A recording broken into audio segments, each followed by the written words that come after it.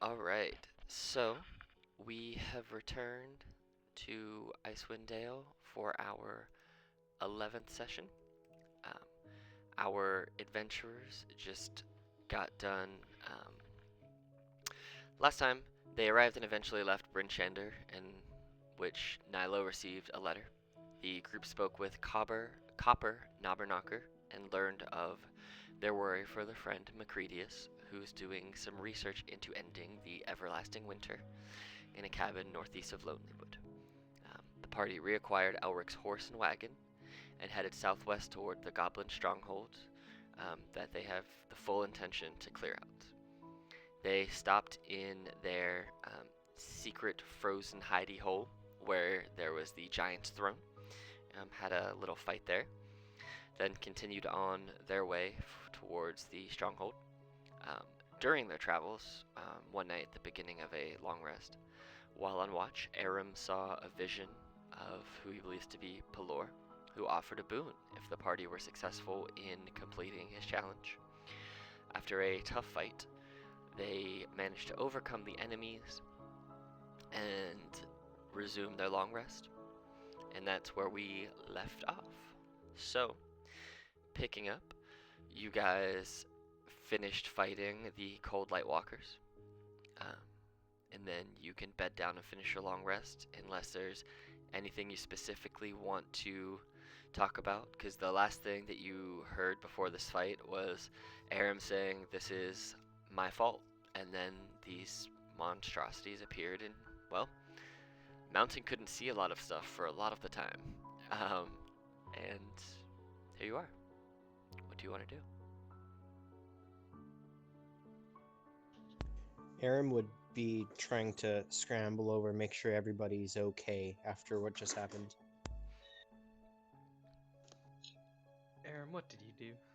How is this your fault? I saw a vision on my watch. I saw the god himself, Pelor. He said he was sending those things. That we had to prove myself to him. So Yeah. somehow I must have. So Martin rubbing his eyes. Yeah, well, Pelor's kind of an ass. Why did your god want to test us too? Why not just you? I think it's because of my responsibility for this region. You were the people that I'm supposed to be protecting, freeing, and yet this was a test for me, but through me, a test for us all. Speaking of tests, I have something to show you all. Yeah. I will hand them all the note. Okay. So, let me. So far, the people who can see this note are, well, everybody. So, Nilo has presented you all with this note. It's actually in all of your journals. So, if you want to read it, you can. But I'll read it out loud just so everyone knows. It says, Nilo, I've received word that they're planning on moving George out of Neverwinter. They're going to be moving him to Revel's End in 10 days from now. They'll be transporting him by boat, and we'll have a full platoon of guards with him, as there are other, more notorious criminals that are also being transported. I'm working out more details for the prison break, as long as you're still interested, that is. I look forward to hearing back. Danae Zotal.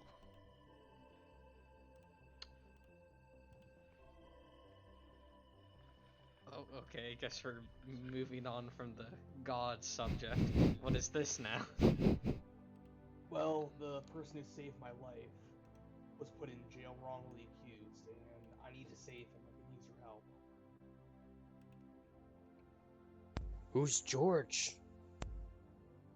He taught me my skills.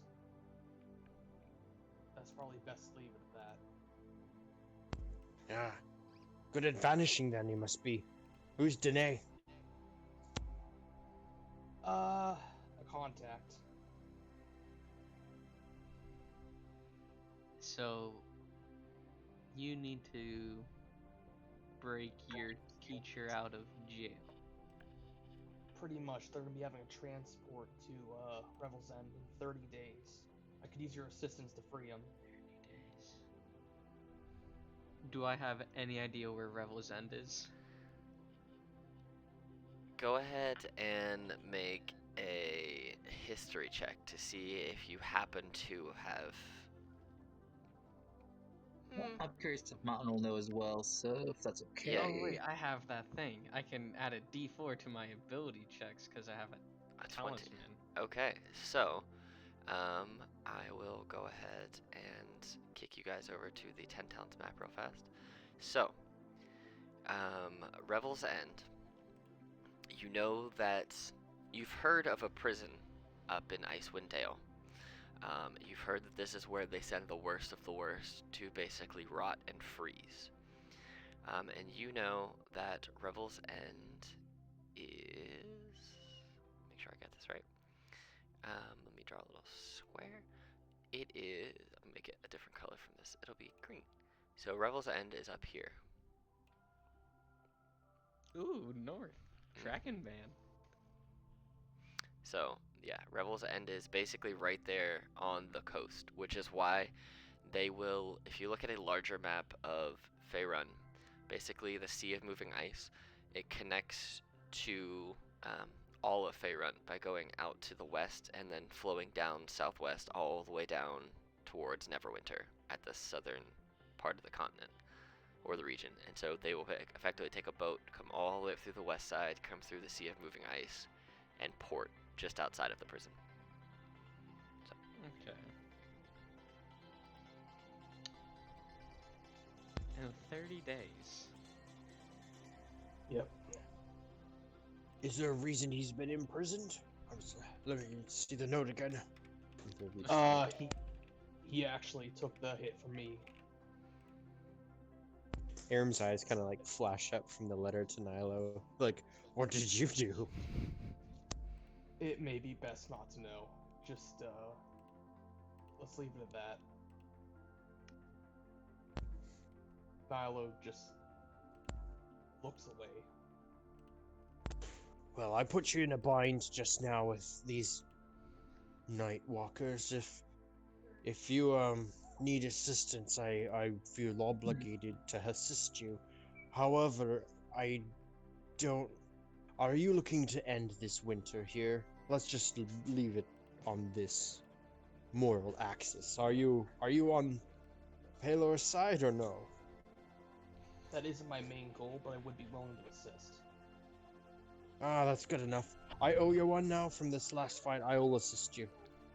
Okay, Thanks. And if it doesn't make any difference for you, Mountain, you can definitely fight a lot. It sounds like fun. Regardless. You've had my back up to for the longest time. Might as well see how I can help you. Thanks. Yeah, I would like to go back to Aram and this guy. Was this fight purely just for a test? See, I don't know. I thought I saw Palor. He identified himself as my god, but yes, it was basically calling me out for not doing enough to stop this winter yet. I've not made any progress, and so trying. I don't know. You do remember, I've never Aram, been the most spiritual. that he said that if you guys were successful, you would get some type of boon. Would Aram feel any different? No. You just know that's what they told you, that if you were successful in completing the challenge of the combat he sent your way, that you would at some point be granted some type of boon. You and your members would be. Yeah, I think Aram would still be mostly flustered after the fight, especially having gone down like a couple times, if I remember correctly. So he might not even think to tell the party that. With himself, he's still kind of, Makes sense. yeah. Okay.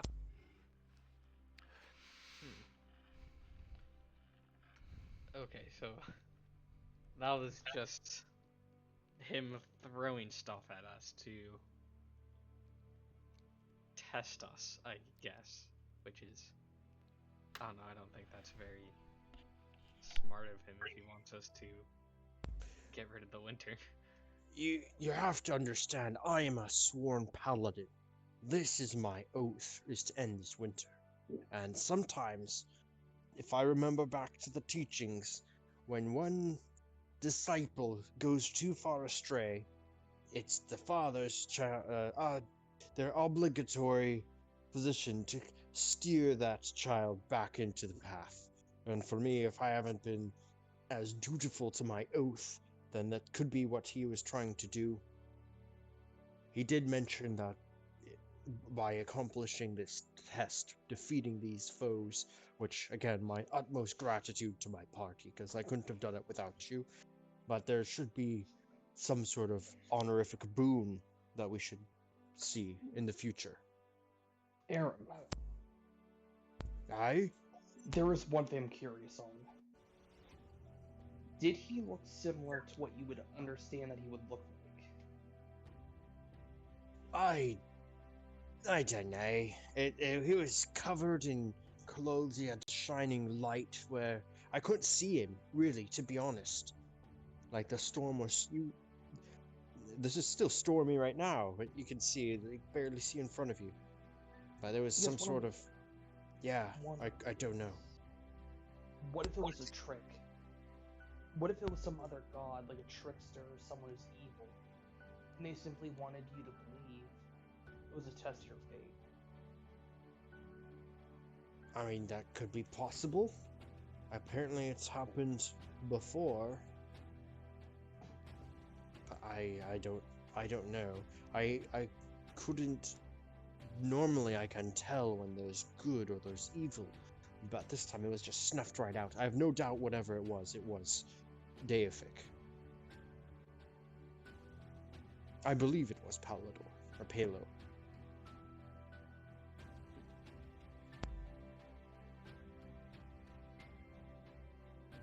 Okay. Well, now we have Nyla's thing to worry about. Are Yep. we still set for killing the goblins? Let's make that clear.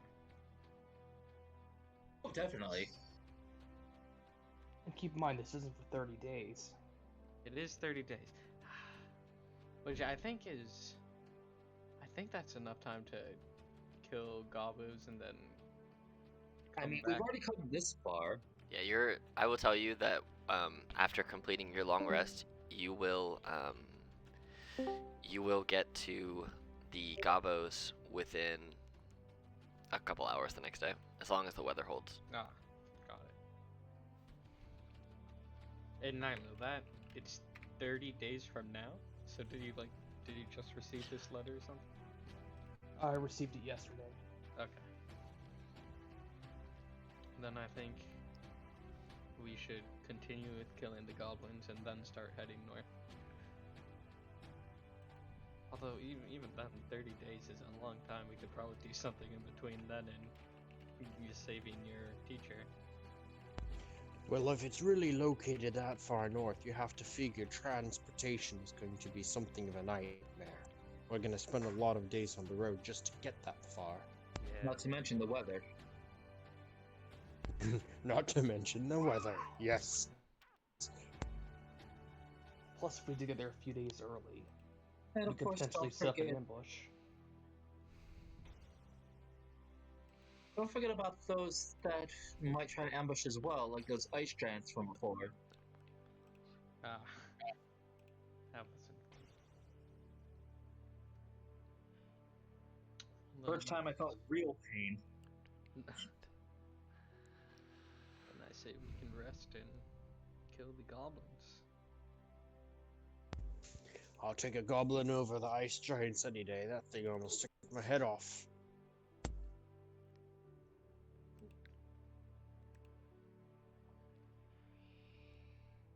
Does anyone want to take the first watch? Or you know, I could take the first watch. I will tell you, 4-hour cycle. you are about from where you're gonna be to where the prison is. 42. You're about 50 miles away. So, just keep that in mind. We could walk like 4 miles an hour or something. You How can fast are walk. they able- It's in the it is in your thing, travel distance map. So, on foot with snowshoes, which you all have, you can walk half a mile per hour. So you can effectively walk, if you push it in good weather, you can walk up to 6 miles per day. So if you were walking, it just say 4 miles per day on average. So it's going to take you, if you walked, 12 and a half days to get from where you're about to be to there. Got it. So. Got it. And if you're with a dog sled, you can We gotta effectively go figure. 4 times that. We gotta figure bad weather, holdups. I would easily double that just to be on the safe side. That's gonna put us at 24 days, which is pretty close to that deadline. Yeah. That's Okay, if you're on then. foot and not using your wagon, which you currently have. On the plus side, Did we these not goblins give have them to have back some the form of elves? transportation.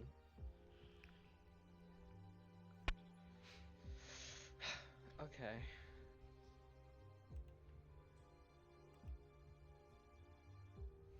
Well, first and foremost, we should kill the goblins.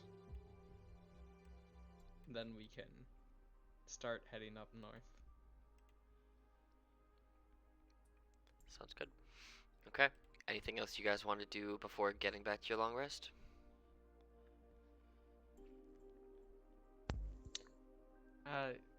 No. What's my alcohol supply like? Because I bought a lot of it, but I don't think I bought any in a while. You probably bought like. Do you have a bag of holding? No, but I think I shoved all mine in Morthos's. Yeah. bag of So I holding. think you shoved 2 weeks worth of booze into Morthos's bag. So 2 weeks of booze, enough to keep you like right on the edge, where Mhm. if you fail a Constitution check, you will. You could theoretically obtain a short-term madness point, or if you just don't drink any, you can start obtaining full-on insanity. So, Okay. so you have enough to carry you for a little bit. Not an infinite amount, but you guys basically, you were in. I play it as whenever you guys stop in a main town, you resupply for at least Yeah, for at least a probably. week's worth of supplies, if not a little bit more. So. But if you are out in the wild for a significant amount of time, you will run out of supplies. That's just inevitable. Or you could That get would robbed. be You never bad. know. Okay, so This is why it helps to have a survival list. right. So you guys, after having a conversation post combat, you rebuild your fire as it was starting to wane out with the cold whipping wind. As you were feeling chilled to your bones, so you rebuilt that fire, and you all kind of bed down for the rest of the night, feeling a little on edge, but also a sense of ease, since you feel like you're probably going to be relatively safe for the evening, since you feel like whatever was going to happen has probably happened. So you go ahead and you bed down for the rest of the night. You complete your long rest, so everyone benefits from a long rest. So you get all your spell slots back, your HP, God. etc. Yeah, you did go down a couple of times, if I recall correctly. I think it was Sure at least hurt. twice. Uh-huh. Yep, so your HP is fully recovered. You get all your stuff back. Alright, so. And you guys want to... Morthos. I'm going to put Morthos over here for now. And if Morthos shows up, then we will... drop Marthos in. He'll basically be your wagon guard for the time being when you get there. All right, so you guys go ahead, get everything set up for the next day. You wake up in the morning, you get yourself rebundled up, you get all your stuff packed into your wagon, you get your horse bridle good to go, you get them fed, woken up. Whoever is going to be driving the cart today, go ahead and make an animal handling check. Alright, I guess that would be me. Our cart driver with a nat 1. Oh no. As you are Wonderful. driving, you start Can I to give my inspiration? you can. I will give my inspiration. Okay. 24. There we go. Okay, so as you start to head towards mountains, ironically, your horse kind of just sees something, and as it sees something, it steps into a small frozen puddle that's about ankle deep, and so it immediately rears back and starts to charge off to the left. But you manage to grab the reins, reel it back in, calm it back down, and then kind of veer it back towards the mountains. Well, that could have been bad. It could have been real bad, real fast. Glad you had that inspiration to give him. Right. So as you're getting the horse back under control, and you're focusing more on making sure that your horse doesn't freak out, everybody else go ahead and give me perception checks since you're currently occupied making sure you don't die in the frozen tundra that is Icewind Dale. Wow. Very distracted. Oh man. It's like horse. Jesus. Okay, so as you guys are riding, getting distracted, kind of, today's the clearest day you've had in a long time. And looking around, you can see that Icewind Dale is not just a cold, barren, frozen hell of a wasteland. It's actually very beautiful. It's What? the light glitters off of the freshly dropped snow. There's icicles that hang off of trees. You see off in the distance there are snow-capped mountains that are picturesque in every way that you can think possible. And for the first time since you guys have arrived here, you actually feel a sense of calm and a sense of appreciation for just the wildness that is nature. You realize that even though this part of the world might be in a continuous, everlasting winter, it actually is very peaceful and serene. And if it wasn't for the things that are consistently trying to kill you, this might actually be a place that would make for a good long-term place to live. But as you guys are looking and taking in, Aram just starstruck by the fact of how pretty this place is. For being a person who hates the cold more than anyone, he's just enveloped in happiness and just wonder and awe.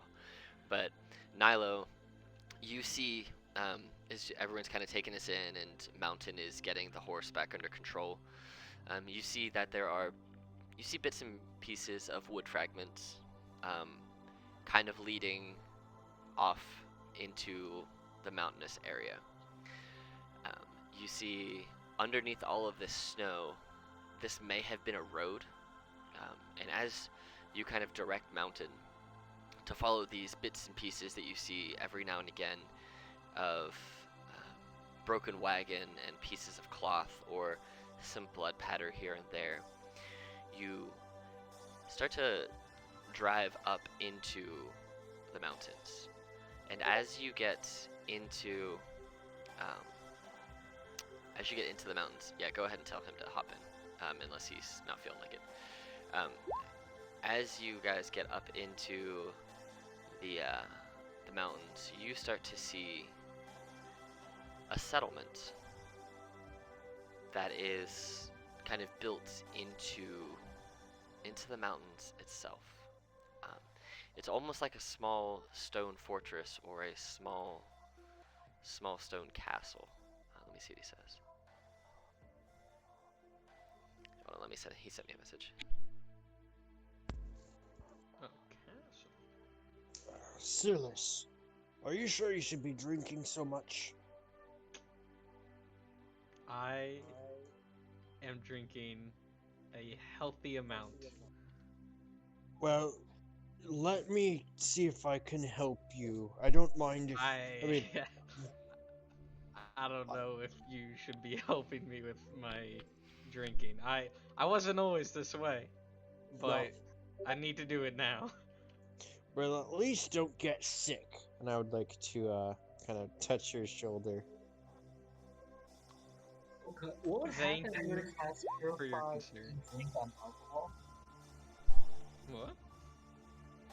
So what would happen if you were to cast Purify Food and drink on alcohol? Would that just turn it to If you turn all of my alcohol into water, I swear to God.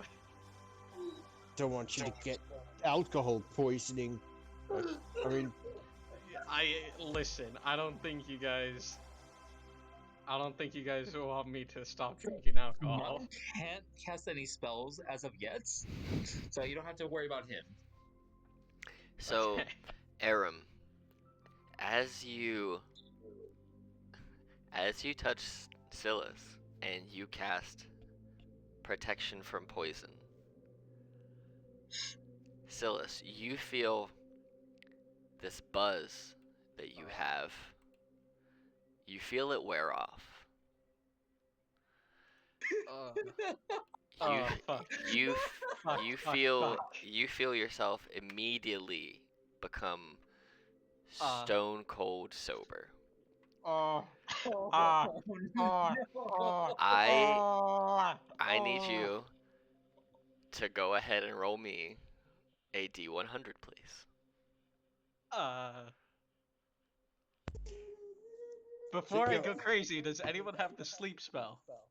you'll feel all better now. Don't worry about it. No, As you touch, Could I throw you a bottle of elvish wine? as you touch Silas and cast protection from poison, you see almost like sweat drops kind of permeate out of their body, but instead of being clear like what you imagine water is, it's got this weird like brown reddish hue to it.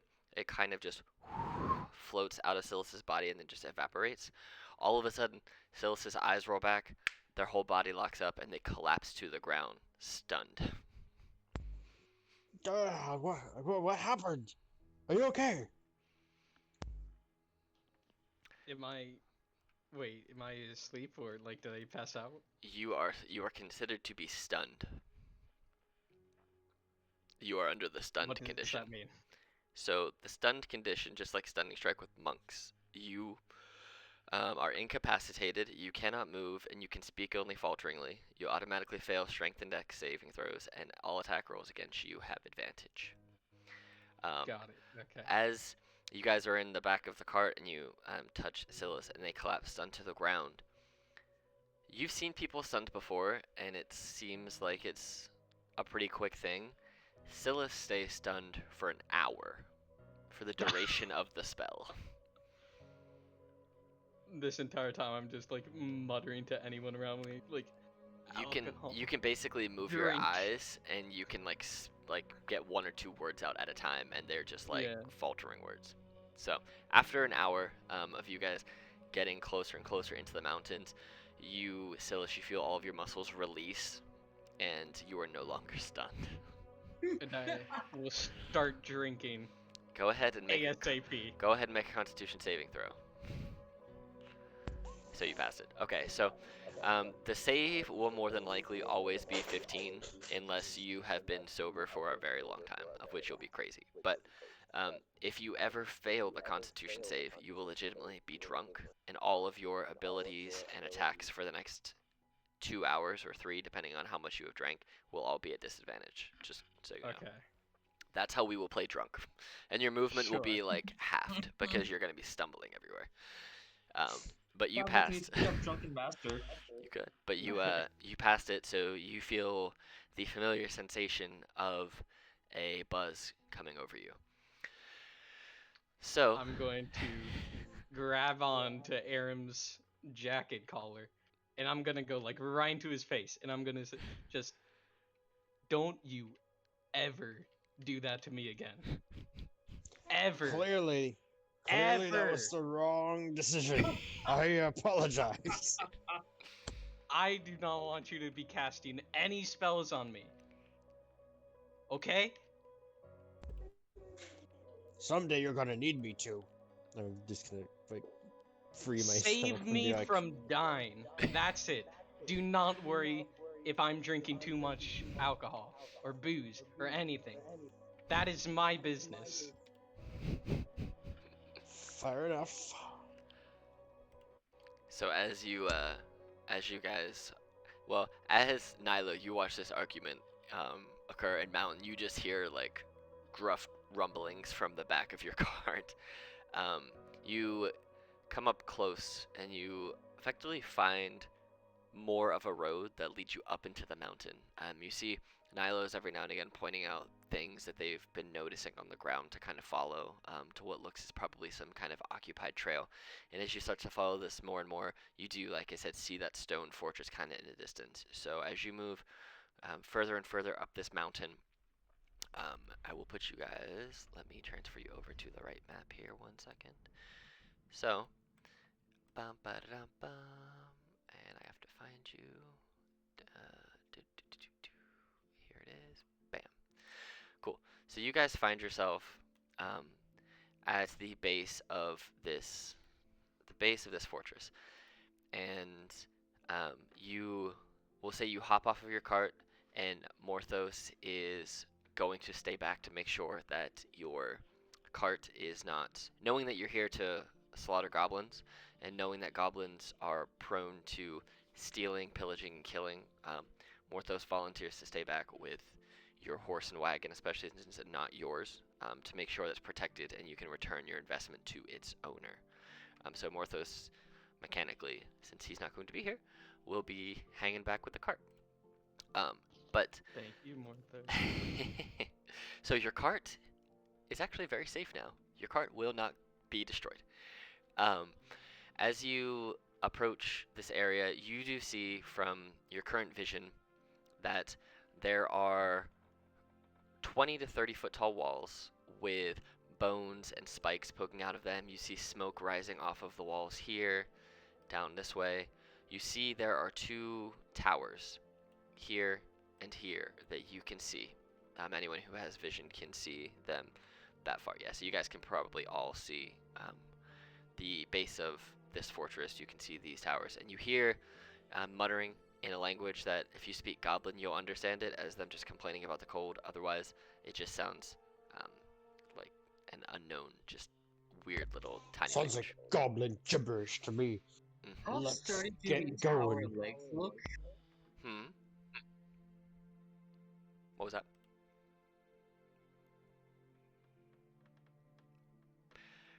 So as you guys get here, you see the walls, and you imagine that there is likely a gate somewhere to get into this fortress. So you have these goblins in front of you. These are 20 feet up, just so you know. So these are 20 feet towers that actually I can probably just make it so you can see the 20 feet thing so you know how tall they are. 20 feet. So you can see them 20 feet up in the air. They have not noticed you guys. You are off in the distance a little bit, but you see them by the light of the fire, and you hear them. What do you wish to do? I would like to stealth. Okay. Are you all trying to stealth, or are you just individually stealthing? I'm stealthing. Okay. Whoever wants to stealth, go ahead and roll stealth checks. I'm gonna hang Wow. back for a little bit. Yes. Okay. Yeah, I think I'm gonna stay with Aram. Okay, so you guys, as you stealth, I'll move you guys over here since you guys are effectively moving. So, Nilo and Mountain. Nilo, like a ghost, basically picks up the snow and throws it up in the air and just lets it fall down on top of his clothing. And you see that it's heavy enough and wet enough that it sticks to his heavy woolen clothes and almost creates a natural camouflage of snow. And if Nilo stands up against the icy walls for just a minute and you just kind of blink, Nilo seems to just disappear. And Mountain correct me if I'm wrong. You are more of the snow. You are more of like a snow leopard, correct? He is So kind of like that, like yeah, his yeah. So wings type of thing. Yeah. you have like natural kind of camouflage to this terrain anyway. So with the two of you in your stealth, you guys basically just turn into mountain predators and kind of disappear off into the snow. Um, so you guys can go to wherever you want. You're effectively hidden unless they can roll ridiculous perceptions. And I don't think they're going to because they're goblins. Yeah, they won't. They have 8. And they, yeah, they don't. They don't see you at all. They are, you hear as you get closer and closer to this tower, it seems that the goblins are huddled around the fire. And it seems like they're mainly trying to stay warm. And you would imagine, just based on the noises that are being made, that they're likely complaining. Do you speak Goblin? I assume not. I do not. Okay. You would assume, just by the way that they're kind of like blowing on their hands, rubbing them together, and holding them at the fire, that the conversation revolves around them complaining that it's cold and they're wanting to stay warm because they're all huddled really tightly around that fire. So while you're sneaking up to that, Nilo, you are back there. Are you sneaking anywhere, or are you just kind of hiding? I am sneaking, but I do not see my character anywhere. It's not right here? Exactly. That's how sneaky you are. Oh wait, I was looking at the wrong side of the map. You don't even know where you are. Do you see him right there? Bad. Yeah, just I was looking the other side. Oh, yeah, he's there. Cool. Yep. Basically, you're not in initiative order yet, so if there's a specific place you want to go, you can put yourself there. And this first tower of goblins definitely didn't see you. If you want to get closer to the second tower, I'll roll stealth for them. Actually, they're not going to see you. That's going to be impossible. They can't. They physically and statistically cannot see you. Even a natural 20, they would not see you. The best they can possibly get is a 19, so a natural 20 they would see mountain, but they won't see you. You're a ghost. As you're sneaking that way, you do hear, as you get closer to where you are, that there seem to be more noises coming from up here and here. So here, Repeat like, that. yeah, so on top of the, so as you get closer, you see a double door for the gates, and you see on top of the gate, you hear voices. And these are a little bit higher, so if you wanted to try and look and see what's up there, you could. It would just take, you have to move a little bit closer, and you'd have to take a perception check to do it. Okay, so you're going to go there and you're going to take a look. Alright, so while you're moving over there, roll me a perception check, and Silas and Aram, what are you guys doing? We are discussing battle plans. Yeah, I think like I'm ready to go into battle, but kind of hanging back. I'm kind of expecting one of the towers to either fall or to see like goblins start like getting killed from up there. And as soon as there's like noise, Aaron would like to charge in as well. Okay. But for now, I'm hanging back. Yeah, I'm sort of just taking Aram's lead right now. Okay, so 'cause as I do not think I'm... Nilo, as you are basically a ghost and you are sneaking up, you see a fiery brazier cast its flickering light on the 30-foot high spiked ramparts that frame the main gate. Goblins peer down from these ramparts. The gate seems to be 20 feet tall and fashioned out of cross-hatched pieces of wood that have been lashed together. A heavy chain and padlock seals the gate from the outside, and you see from your hidden position that there are easily half a dozen goblins up here, maybe more. You hear some panting of what seem like are probably wolves. You hear some howls every now and again, and really, really tall gates. Nobody has noticed you, but you know that all of these goblins are here, and you know that there are 4 more goblins over in this tower. While you're doing that, Mountain, what do you wish to do? I again, how sturdy do the legs on these towers look? They're pretty sturdy. They seem to be very well built. They're built out of stone. They're sturdy enough that you are pretty high up in the mountains at this point. You're probably a couple hundred feet up into a mountain. So they're built well enough that they can withstand winter blizzards and the really abysmally strong weather here. So they don't look like something you could just knock down. But there is this little white thing that's on the side. That is a ladder. So you could climb up that, and there's also a ladder at the bottom of this one. So if you wanted to climb up, you could try and climb up the side of it, you could try and leap up, or you can climb the ladder, or you could just ignore them. See, it's a new day. I have a fun ability Oh, yeah. because of my class. Do it. I can climb up any surface. There you go. You're gonna So climb up. he's, instead of going up the obvious ladder way, Okay. he's gonna climb up the side. Okay. Are you going to attack the goblins? Yep, he's going to stealth grab a goblin. Okay. So so are you basically peering your head up and then reaching up to grab one by the ankles and throwing him off? Sure. Okay. So since they absolutely do not expect someone to climb up the non-ladder side of their tower, go ahead and we'll make an opposed athletics check. You can do yours at advantage because you are getting surprise. I don't even know why I'm gonna roll this. It's not gonna work for them. Let's see. Yeah, it's a 1. Let's A find out. non-natural 1, but a 1. So Silas and Aram, you guys see Mountain just sticks their claws into the side of this tower and just starts climbing the side of this tower. Just arm after arm after arm, up to about 20 feet. And you see they get their hand to the top and they kind of peer over the edge. And then really, really quickly, like this is gonna sound derogatory because of your class, because of your race, like a cat pouncing on a mouse, you see Mountain reach up and grab this goblin and just throw them off of the top of the tower. And because they were not expecting it, I'm not even gonna roll damage for them. It just hits the ground and just dies. And do you stay staring over, or do you pop your head back down to be Pop hit? back down. Okay, roll a stealth check again for me, to see if they, and Alright. I'll roll a perception to see if they notice you, because they may not have, because you know they're complaining about being cold. Jeez. Oh yeah, they don't see you. All of a sudden, the guy floats off, and they look around. They notice that their friend has gone, and now they're looking around, but they don't see you.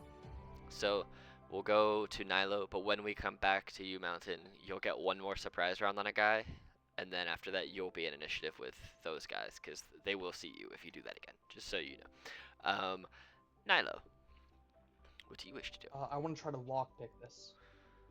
Okay, absolutely. Go ahead and roll a Thieves' Tools check, which is your dexterity plus proficiency, and if you have expertise, if you have proficiency in Thieves' Tools, you can, yeah, just roll whatever dex plus proficiency skill you have. So 23, yeah. You, as you are basically laying in the snow, you slide your hand through to the back, and you look through, and you see there seems to be some type of warden walking around. He looks a little bit bigger. He's riding on top of a warg. It's a goblin riding on top of a ward with a key just swinging around his neck.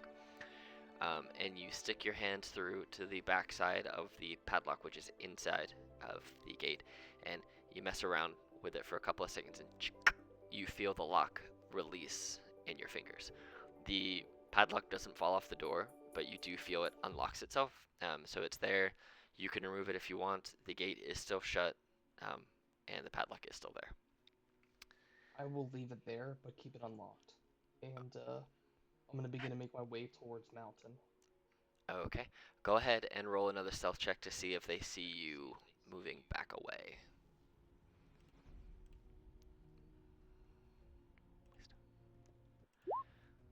Yeah, they don't see you.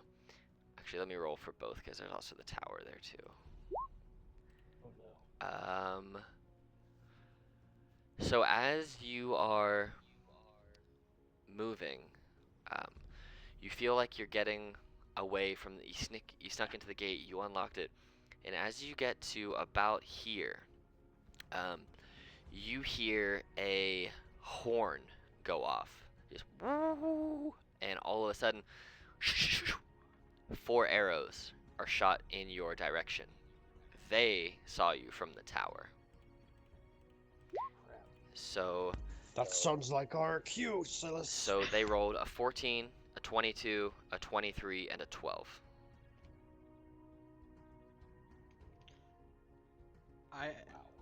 Yeah. I'm assuming the 22 and 23 hits, but the other two miss. Yeah. Okay, so you take a total of 12 piercing damage from the arrows from Can I these use 4 Uncanny guys. Dodge? You can use Uncanny Dodge, and you can reduce damage of one of them, yeah. So you would take... So what would it be reduced to? they both had 6 damage, so you would reduce a 6 to a 3. So you get 9 total damage instead of 12. And as that happens, we'll go ahead and roll initiative. Mountain, were you going to be grabbing and throwing another guy off the tower? Yes. Okay, so we'll say that that just happens as part of you doing that, because Like, there's... basically throws him off and like, well, Yeah. hello, boys. Okay, cool. So go ahead and throw yourself into initiative.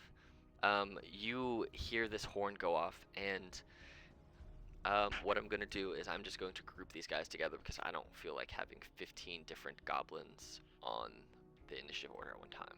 So this is... I didn't specify that I was gonna hold my action, but could I cast Sacred Flame on one of these goblins once I heard the alarm? Yeah, you can do that.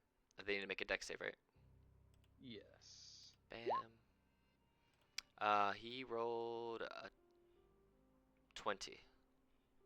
Okay, he saved. Okay, so those goblins are there. All 4 of these goblins are just gonna go on the same initiative. Bam.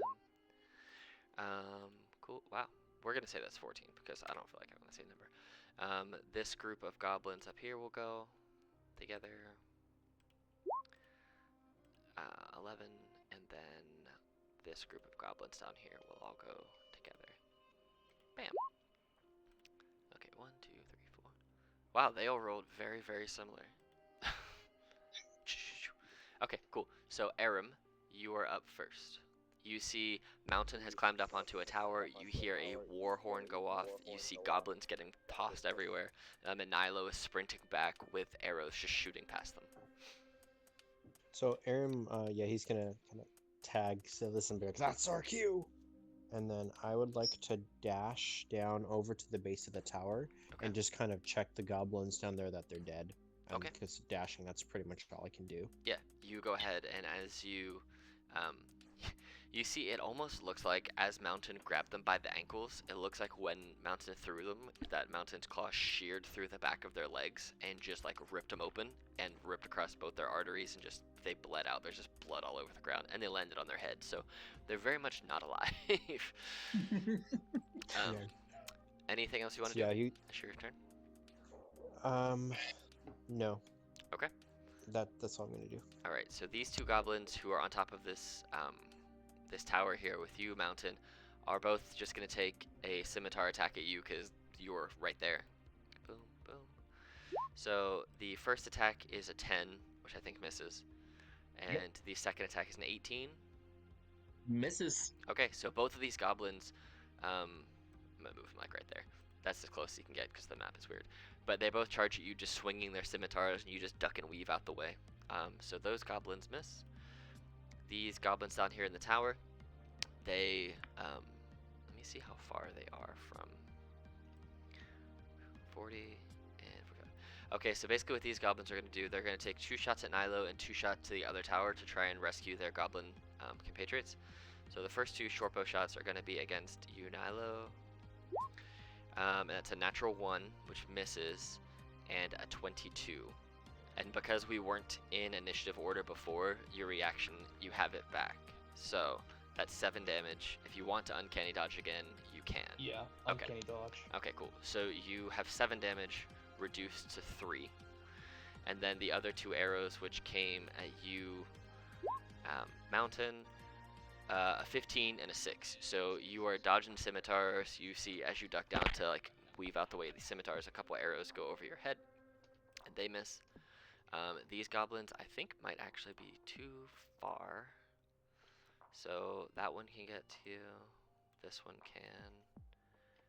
This one can. This one's gonna be a little too far. Yeah. So basically, we'll say 3 of them can take shots, and they're gonna try and take shots because they hear the horn go off. A 13, a 9, and a natural 20. So you'll take... The first 2 miss. Okay, so the natural 20 does a total of 14 damage to you. Oh no. What's your total HP at right now? 13. Okay, it was not updating on your token for some reason. Okay, cool. That is their turn. The other guy can't get any arrows off, and these other groups back here, they're waiting for you to get a little bit closer. So it's your turn, Nilo. What do you want to do? I'm gonna first go up to here. Mm-hmm. That'll be 10 feet, right? Are you just going to the base of the? Yeah. Yeah, it'd be 10 feet. I'll move that out of the way. And can I climb it? Yeah, you have the ability to climb without costing extra movement, right? A second story work. Yep. Where's that at? Yep, second story. Cool. Yeah. So we'll say that you're up on there. It's not going to let you squeeze in there properly with the tokens, but you use the rest of your movement to climb up, and you're basically in that square right across from Mountain with 2 goblins within your melee reach. For one of them, Mhm. can I attempt to go stabby? Yeah, you're going to use your action and bonus action to stab at them? Yep. Okay, go for it. That'll be with the daggers, correct? Correct. Alright, so the first one hits. You want to attack the second? You're going to kill the first one. And if you want to attack the second one, you can totally do that. Actually, it wouldn't even matter because I let you guys do cleave rule, and very rarely does a rogue get to cleave, but you do enough damage with your first dagger that as Mountain, you just see Nilo sprinting, arrows going past, just basically runs up the side of this tower, and daggers in both hands, runs up behind these goblins, puts them across their throats, and double assassinations both of these goblins in front of you. And now you have Nilo standing right across from you with dead goblins at your feet. Now just gives that slow clap. Nice work. Mm-hmm. So you did alert the camp. Yeah, let's see. Ice is slippy. If you wanted to use your bonus action, because technically it was your action to, because you did enough damage to kill both of them in one hit. So if you wanted to use your bonus action to try and hide, you can do that. You can try and hide underneath Mountain if you want to. That's up to you. Can I attempt to throw a dagger?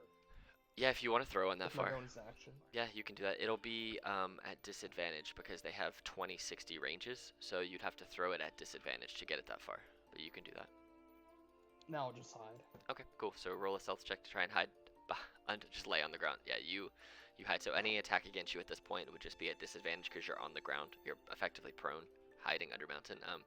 These guys are like 45 and 50 feet, so they're both gonna take a shot. They're gonna take a shot at Mountain because you're big and there, and the other one saw Nilo run up the side, so they're gonna take a shot at you at disadvantage. So the one against Mountain, and then so the one against Mountain is a 23 to hit for 6 piercing damage, and Okay. the one against Nilo is an 11 to hit, which misses. So, cool. Alright, that is their turn, and their wolves aren't going to jump off the wall, so, because that would be suicide, or at least really stupid. Mountain, it is your turn. Alright.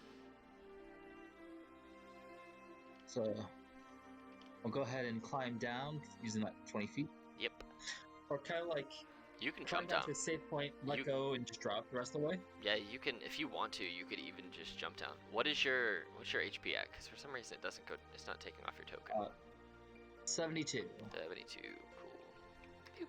Alright, yeah, if you want to find a save point and do that, you can totally do that. So climbs down about halfway and then just drops the rest of the way.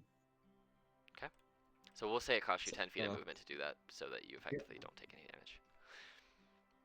You're a cat. You got good movement. Yep.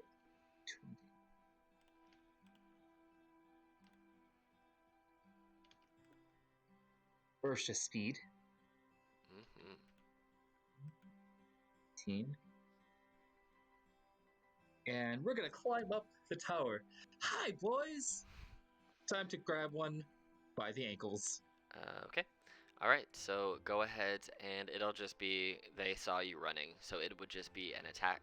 Or we'll do an opposed athletics, we can do it that way. Actually, do it as an unarmed strike, because it's not really a surprise, it's more of a... So then it would be the right. cat's claws. Yeah, that's gonna hit, and 7 damage is what it takes to murder them. Oh no. that's the one that I didn't need to go away. All right, I have to add them back in. So they were at 14. Cool. All right. All right, and then for the second one, Yeah, he's dead too. just hold Yeah, on to the he's thing. dead. Hold on to the thing with my feet. Just grab them both and yank them off. All right. Well, we're just gonna have to do this. Add this guy into the turn. We'll make him the 14 guy instead. There you go. Don't kill that guy. Until like I said. Okay. That's your turn. Unless you have anything else you need to do. We'll say you're up. We'll say you made it up onto not on fire. Silas. What are you gonna do? Okay. You're all the way back there. You can just Yeah, I'm steer gonna very run right strategically. here. Yeah.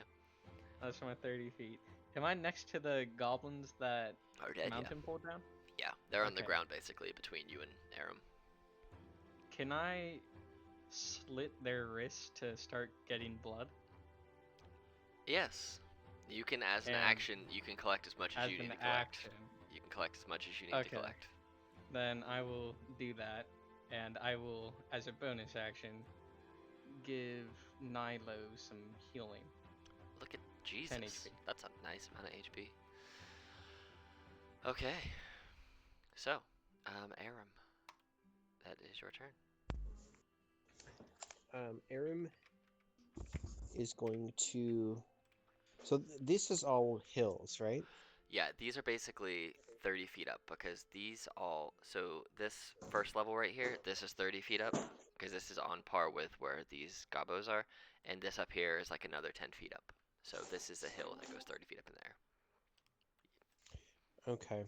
I'm pretty much just going to dash then again.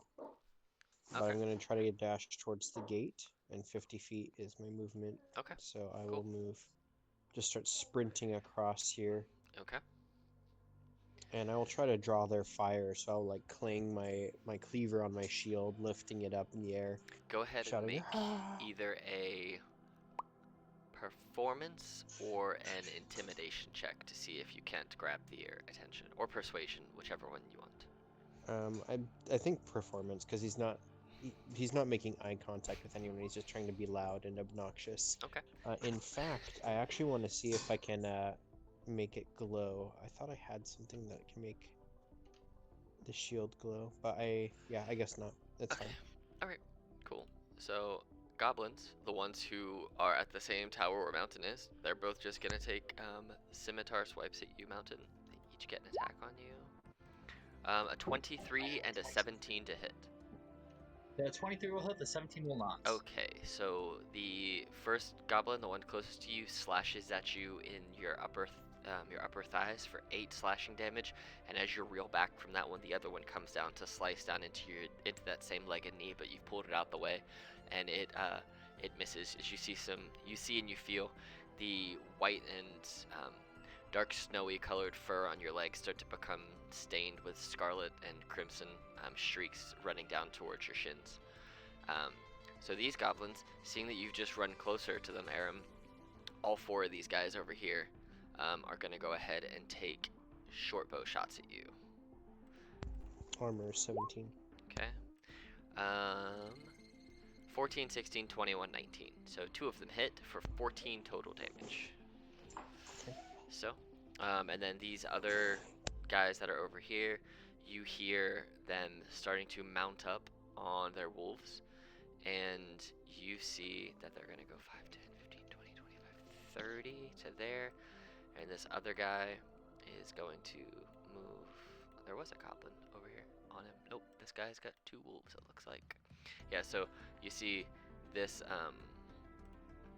you can see it because the gates, but it's see-through. You can see what's going on there. You see that 2 wolves have appeared on a bridge through here, as well as a goblin riding one of them.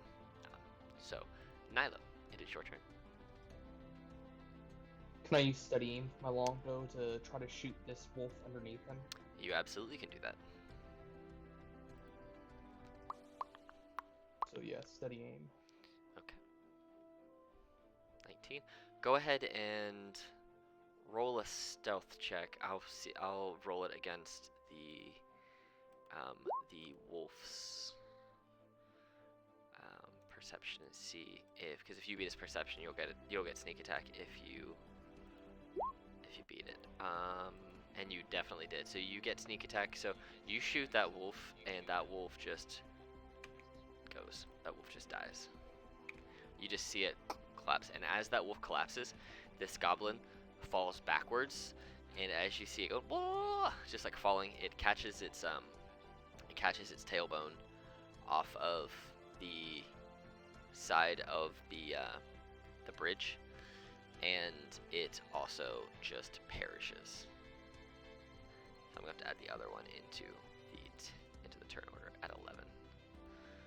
11. And he's there. Okay. That is your turn. You just took out 2 in one shot by killing the wolf. Because he had mounted up on top of him and was about to go.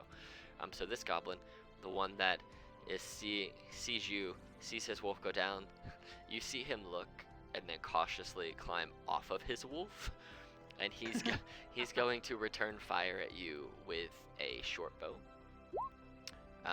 He misses. He's climbing off the wolf, and as he does, he's unleashing an arrow, but the fact that his buddies just got knocked off the wall and the wind has changed direction to kind of push the smoke from the fire of the tower you're on kind of in front of you, and it kind of obscures his view a little bit. So he takes a shot at you and misses. These other 2 are going to take 2 short bow shots down on Aram since he is charging the gate. 1 misses, 1 hits. So you dodge. You put your are you wielding a shield? I am, yes. You deflect the first one with your shield, and as you lift your shield above your head to block the first arrow, the second one catches you in the left lower oblique for 4 piercing damage, as the arrow is a through and through your oblique. It gets right between the chain ring in your armor and just in and out. So you take 4 piercing damage. Mountain. Alright. You have these 2 goblin folk standing on top of this tower. Yeah, that Nat kill. 20. So here's what we're gonna do. You're not gonna have to roll another dice because you do. What is that? He So basically grabs 14. one You and do enough slams damage. him into the other. Yeah, you do enough damage to kill them. Exactly enough amount because they're 7 and they're close enough that you would get cleave. So you basically nobody Hit a can see motherfucker this with another motherfucker. because nobody's really looking. But you like claw into this goblin's face, catch him, and just like smash him into the other goblin, knocking the other goblin off of the tower to his death, and you just fling the first goblin off the tower. So that's only 1 attack, and you've used nothing else, so you can do whatever else you want to do. I'm gonna shoot one of the goblins on the fence. Okay. We'll shoot this guy in particular. Okay. Normally, Fuck this guy in particular. since you would use a physical weapon, you would have to use something to switch to it. But since you rolled a nat 20 and you cleave them both to death, and you're using a claws, that was unarmed. Yeah, I got no problem with it. So 10 damage. Which one you shooting? Fuck this guy in particular. This guy? Cool. That guy dies. They don't have a lot of HP. There's just That guy's quite a few just of them. dead. You see Aram, the small goblin, as he's like shooting arrows down at you. All of a sudden, you see him knock an arrow, pull it back, readying it to release it in your direction. An arrow just sinks into the side of his neck, and he just tumbles backwards over the wall back here. Do you want to move anywhere, Mountain? We will go ahead and move down. Okay, so you're doing the same thing again, 10 feet of movement, just dropping down. Yep. Okay, cool. So you've used 10 feet of movement. You guys don't know the status of the gate yet because it is still shut. All right.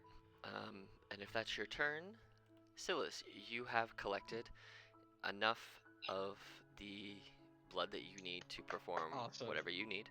And here's what we'll say. So normally, the way that ingredient is written specifically for that spell, it says within the last 24 hours.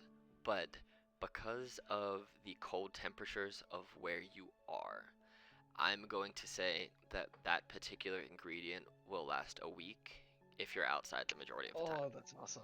But Okay. if you go inside or you sleep anywhere for more than 12 hours that's warm, like if you stay inside for a place more than 12 hours that's warm, that will degrade back down to a day. But if you keep it outside or you keep it in, keep it from coagulating basically, it'll be a week.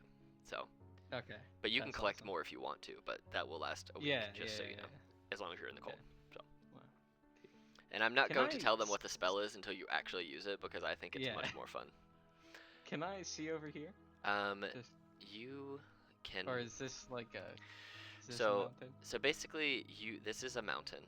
This is 30 feet high, and then this is another 20 feet high. So you can see that there's a mountain here. You can see that there is a wooden spiked wall over here, a wooden spiked wall over here, and a gate. And you can't see over it. So you could get into a direction where you could see through the gate, but as of right now, you cannot see over that. And this is a bridge, so this is 30 feet up in the air. But so Aram, if you got Okay. close enough, you can actually see under it. That is just a bridge. So, but yeah, you cannot see over the mountain. You are not Would 50 feet tall. So, Would I be able to see like? Would I be able to cast it on top of the? yeah, On top of it? you absolutely Yeah? can. Awesome. Yeah, you can see.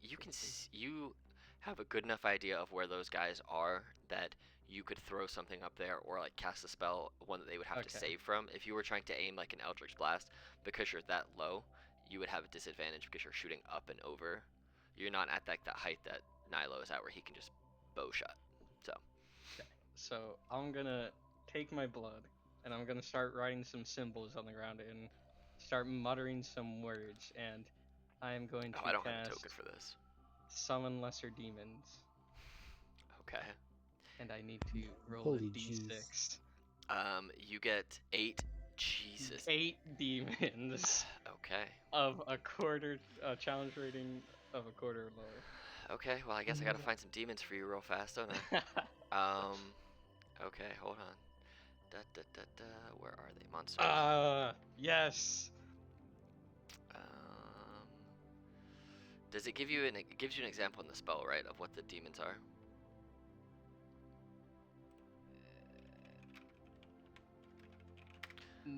Let's see. I think it gives you an example, right? Okay. Such as I don't think it mains does. or dretches. Okay, so dretches. A dretch is a. So, here's what you summon. You summon 8 of these boys. Let me create a token real fast for these guys. And I will actually Yeah. I will add this. So- Here's what I'll do. I'll create this token real fast, and I'm just gonna add it into your extras, so you have a stat block for a dredge. Thank you. But basically, I get to choose where they go, and then you sort of DM them. Yes. So you now have dredge in your. If you go to extras on your spell sheet, you can see it. It's on my spell sheet. Yep. Anything with Jesus. Huh? So if you go to your if you go to your character sheet and you click on extras, Oh, Like on D&D Beyond? Yeah. Okay. So if you go- D&D what you Beyond get? extras. I do not see anything here. sure. Maybe I need to refresh. Yeah, refresh. Click on extras, and there should be a thing. There it is. Yeah. Yep. I just need to refresh. Boop. Wow. You see 'em? Okay. How do I add this though? You don't need to. You can Onto just the you map. can just click and I'll roll hold from in it. a minute. I'm gonna add them to the map for you real fast. Oh, okay. Mhm. Okay. So let me just. I'm creating your tokens real fast, just so you have them. Download. Open up some goblins, you know. Yeah. Token. Bam. Apparently. All right. Oh yeah. Summoning Nick. demons. Next time you want to summon demons, tell me ahead of time, so I know what I what tokens to will have try. ready for you. Yes. Or I wasn't expecting to summon demons. that's fine. this game. I will just go ahead and actually, now that I know you're going to frequently use summon demons, I will just go ahead and put a bunch of different demon types, and that way when you roll on them, you have them all in your thing. And you have 8 of them, you said? I have 8 of And them, they have yeah. what, 11 HP and 18 AC? Is that what they have? Oh, 11 AC and 18 AC. That's what they have. Alright, so, Yeah, 11. bam, bam.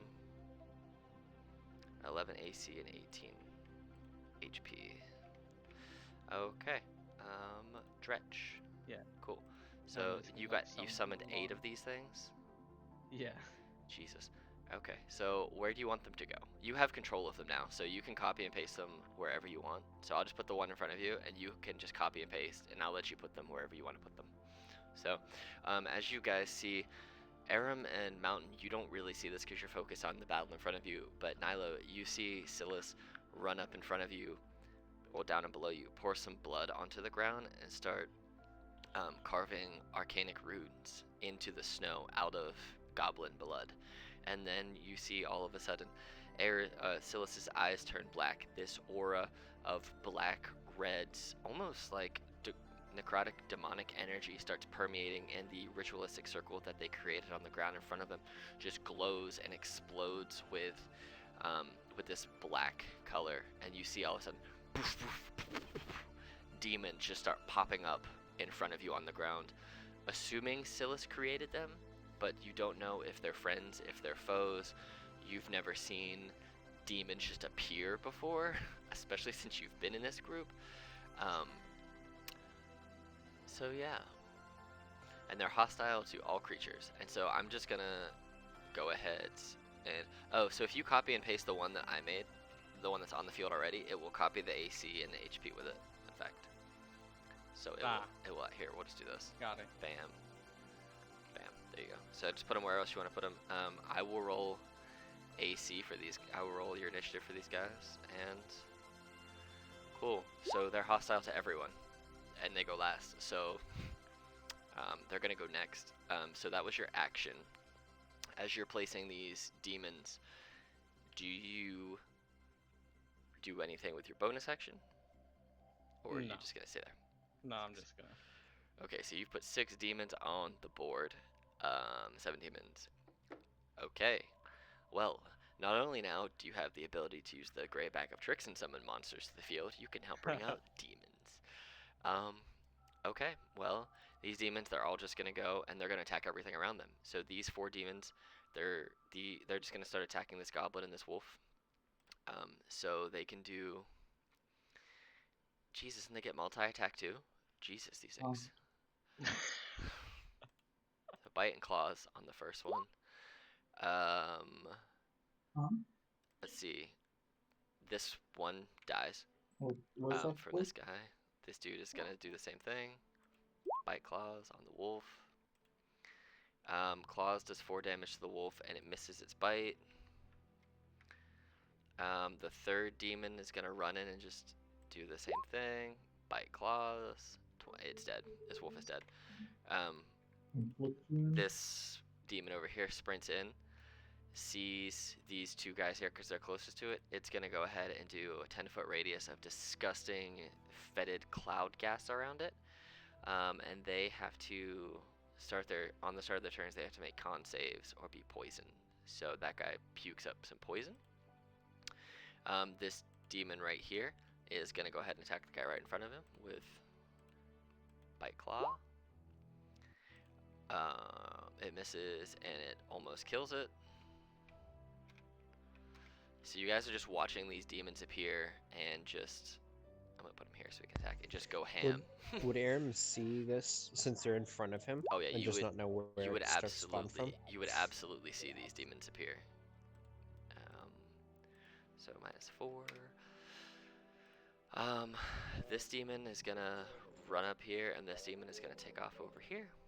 So these things are gonna go bite claw, and then the other one's gonna do a cloud attack. So does it hit at 10?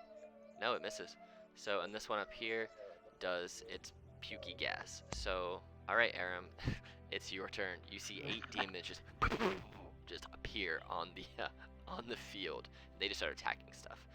They look like, if you want the full picture of what a dredge looks like, it looks like, oh, I can't get the picture up. Oh, it looks like this. There you go. That's what the dredge looks like. That's what he summoned, or she summoned. So Aram is gonna kind of like screech to a halt after like clanging on his shield and looking up at all these demons spawning, and he is going to pause, and then he's going to just reach inside to grab his emblem, and he's going to turn the unholy and see if that does anything to them. Okay, so you used the channel divinity. So did you want to use this one? You did turn the unholy as an action. So turn the unholy. Each fiend or undead you can see within 30 feet of you must make a wisdom saving throw. Let's see. So I'm not sure if these are gonna work, but he just lifts it up and says, I guess his holy symbol's on his shield, so maybe that's what you would lift up and it just So starts to everything shine. in that purple range. Let's see. Are they undead? They are. It does what? It changes. It makes what run away? Fiends and undead. Okay, so they just run away. Is that all they do? Yeah, so it's a creature fails its saving throws, it is turned for 1 minute or until it takes damage. Okay, so all and of has these to- ones. I'm just gonna put a dot on this one because it's easier. This is the only one that's outside of your reach right now. And they all have to do wisdom saves, right? Of what? 13. 13. Okay, so we're just gonna do this. It is /20 minus 1. This is gonna go 7 times. 1, 2, 3, 4, 5, 6, 7. So So this, 2 pass. Yep, so this green one is outside of your reach, so it's fine. I'm just gonna mark these other ones with green dots. So these 3 fiends are all safe and don't have to run away, but all these other ones do, and that stays up on you for a minute. Yes, and then if you've ever seen like the Hobbit cartoon when the ring is like on Bilbo's finger and it's like making that ringing kind of sound, that's what the noise is from his shield as it starts to glow. Nice. And so that is for 1 minute. He will then he would just kind of backpedal a little bit and kind of shout to those around him. You can see Mountain there. Somebody summon demons. Hold yeah. together. You guys can see this little orb around him, right? Around Aram. You can see the little Yes. 10-foot radius now? Yes. Okay, could you see it before? No. Oh, well, it was supposed to be able to see it. So just so you know, if you guys are ever in that radius, you get a +2 to any save. That's his paladin aura. Oh shit. Yeah. Oh. I thought you guys could see it before, which is, I didn't know you had couldn't. no So idea. yeah, you get a +2 to all your saves whenever you're within 10 feet of Aram. Dude, that's awesome. At least it is all saves, right? Yeah, it's saving throws.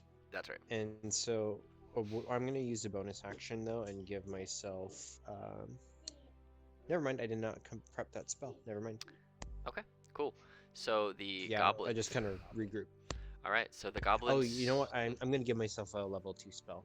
Okay. As one of my features. So. Nice. All right, so these goblins, these will all just go on the same initiative now because they're all going. They're going to try and attack the these dretches that have appeared to try and save their own skin. So 1, 2, 3, 4, 5. Let's see. So 21, 18, 21, 7, 16. So these two will have made it up to here. So this one hits for 4 damage, so it's gonna get some HP taken away from its life here. AC is on. Okay, cool. So it's gonna get -4. This guy is gonna get -8. Dude's almost. He's looking hurt, but he's not dead. This guy is 4. Getting hit with stuff doesn't affect their running rate from the fear. It's until they take damage, yeah. Okay, so these guys just trying to fight these guys. This guy had already made the save. This guy is now passed because he got hit, and this guy also took damage. So you still have 3 other guys who failed. So these 3 dretches are all going to take off running away from you on their turn. Nilo, you see demons pop up. You see Silas with blood ritual going on. You see Aram making these like radiant paladin ringing noises occurring. The battlefield is chaos. What do you want to do? For one thing, Nilo sees this is just the average day. Yeah? For number 2, he's gonna climb down. Okay. and with its remaining 20 feet, move here. Okay. And as he does, he's gonna yell to Silas. Silas, did you summon those? Yes, I did. Can you unsummon them when we're done? I think so. Okay, then, I'll say, let me give it a try too. I'll use my summoning spell. Put both hands in the great bag of tricks and throw out whatever the heck it is using general commands. Okay, so go ahead and roll one bag of tricks dice to see what you throw out. 3. We don't So need should I roll for Icewind the second anymore. hand too, or? Oh, so you didn't use your action to do anything. Yeah, if you're using your action and your bonus action to throw 2 things out, go for it.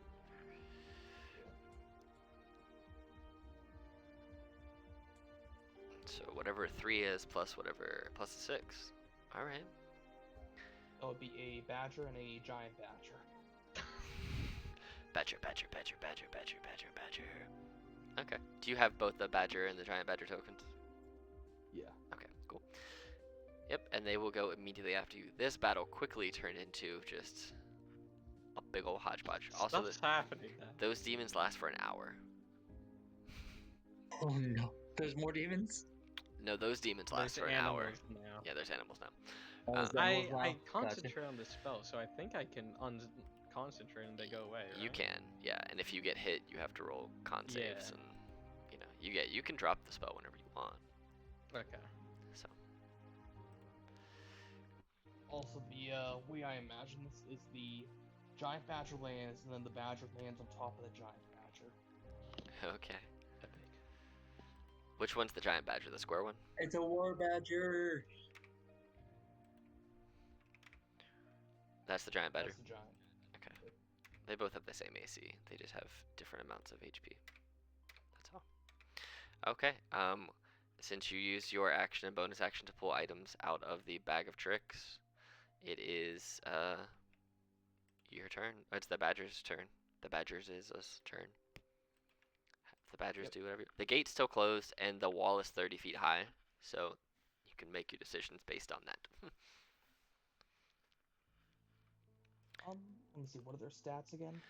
They should be in your D&D Beyond sheet. They're under extras. What would you want them to roll to try to climb the wall? They could try and climb the wall. It would be half their movement to try and climb, and they would only get as high as half their movement would allow. So if they were doing an action, they could effectively get 20 feet up. At least the regular badger, the normal badger, could get 30 feet up. So. You know what? They'll actually try to climb up the ice mountain. Okay. So they go over here and they start climbing up. You see the giant badger gets to the top of the ledge, right above where the number 30 is, and the regular badger is almost to the top. You can basically put them a square under it. They would get up if they use their action. So the regular badger's like right there, and so the giant badger's up on there that took their action, their movement, and the other badger's like almost there. So that's both of their turns. Mountain, it is your turn. As you are staring forward, you see that this guy who has not, he sees what's going on, but he is staying a little bit out of the fray. He thinks so he rolls in here, thinks the gate's still locked, and just is kind of staring and watching what's happening, but then sees these demons and just nopes his way back over here on top of his warg. So it is your turn now. It's a goblin riding a warg, and it rolled away. So we went. Get noped out of there. It's like, nope. Now with all these demons around. What you want to do? All right. We're going to rage as we charge through the door. So go ahead and roll a athletics check to bash through the door. The padlock is unlocked, so it will bust open with a lower DC, but go ahead and roll an athletics check. It's just part of your movement. Because of rage, it's athletics. Yep, and Or you- advantage, I mean. I was going to say, Words. if you rolled less than a 10, you were going to just, shoulder bash it and fall down, but you busted right through the door. It's Huh. basically 2 doors that are latched together, and you just, shoulder blast through it. The key, since the latch has already been 10, picked, just 15. explodes off the door, and so you bust right through. We'll say it takes 5 feet of your movement to bust the door open, because it takes a little effort, you know, to bust the door open. So. Oh, So he's just going charging straight for the guy. okay. And he's got the movement too because of his Yep. cat's thing. Are you okay? So you see a goblin riding on top of a warg. So you can try and attack He either goes one. straight for him For the goblin? with his great axe. Yeah, you kill the goblin. And with 7 damage is exactly the amount you needed to, as you go charging in with your great axe. Aram, you see basically Mountain unsheaths the great axe, charges through the door shoulder first, keeps charging in, just swings the great axe up at this goblin and just decapitates a goblin. And you have an angry warg now right in front of you. And You have another bringing attack, right? the axe down. 17 will hit for, that's 11 damage, right? Because you're raging. Yes. The warg is looking pretty hurt. It's not dead, but I'm just gonna go ahead and put the warg in the order, and he will start. He'll come in the next round because he is gonna be in combat now. So I'm gonna go ahead and add him in, and bam. Oh, 20. So he's gonna be at the top of the order. Cool. All right. So is that your turn? Yeah, because you raged, you ran, you attacked. Cool. Silas, it's your turn. You have these uncontrollable lesser demons just running around. What are you gonna do? Causing mayhem. Mm-hmm. I'm gonna walk over to Aram and tap his shoulder and give him cure wounds. 21. Nice. And then I am also going to look over at Nilo again and use my healing light to give him another 3d6 of healing. Alright. And that'll be my turn. Okay. So, Well, thank you. alright. So, Nyla, you get 8 more HP. Aram, you get 21 HP. You see Aram right now is playing a very big yin and yang kind of game style. Summoning demons, healing their friends. What are they doing? Yeah. Okay, so these demons who have to run away from you are just going to take off first. They have 30 feet of movement, so they have to run as far away from you as they can, correct? Correct. Or they can dash too if they want. Okay, they're just going to run. 1, 2, 3, 4, 5. So a demon's going to go up there. This guy's going to just run up on top of this hill. This one will 1, 2, 3, 4, 5, 6. So he'll get an attack of opportunity from this badger and from this goblin as he just runs away. If the goblin hits, he will effectively stop at the badger. He does hit, so he ends up stopping right here, taking 4 damage. So he's now in the badger's face, and the other demons don't have to run. This one's gonna try and attack the wolf. Okay, because it's there, and it's going to go a bite and claw. 5 and a 15 on this goblin even. The goblin's almost dead. These are just going to attack all goblins.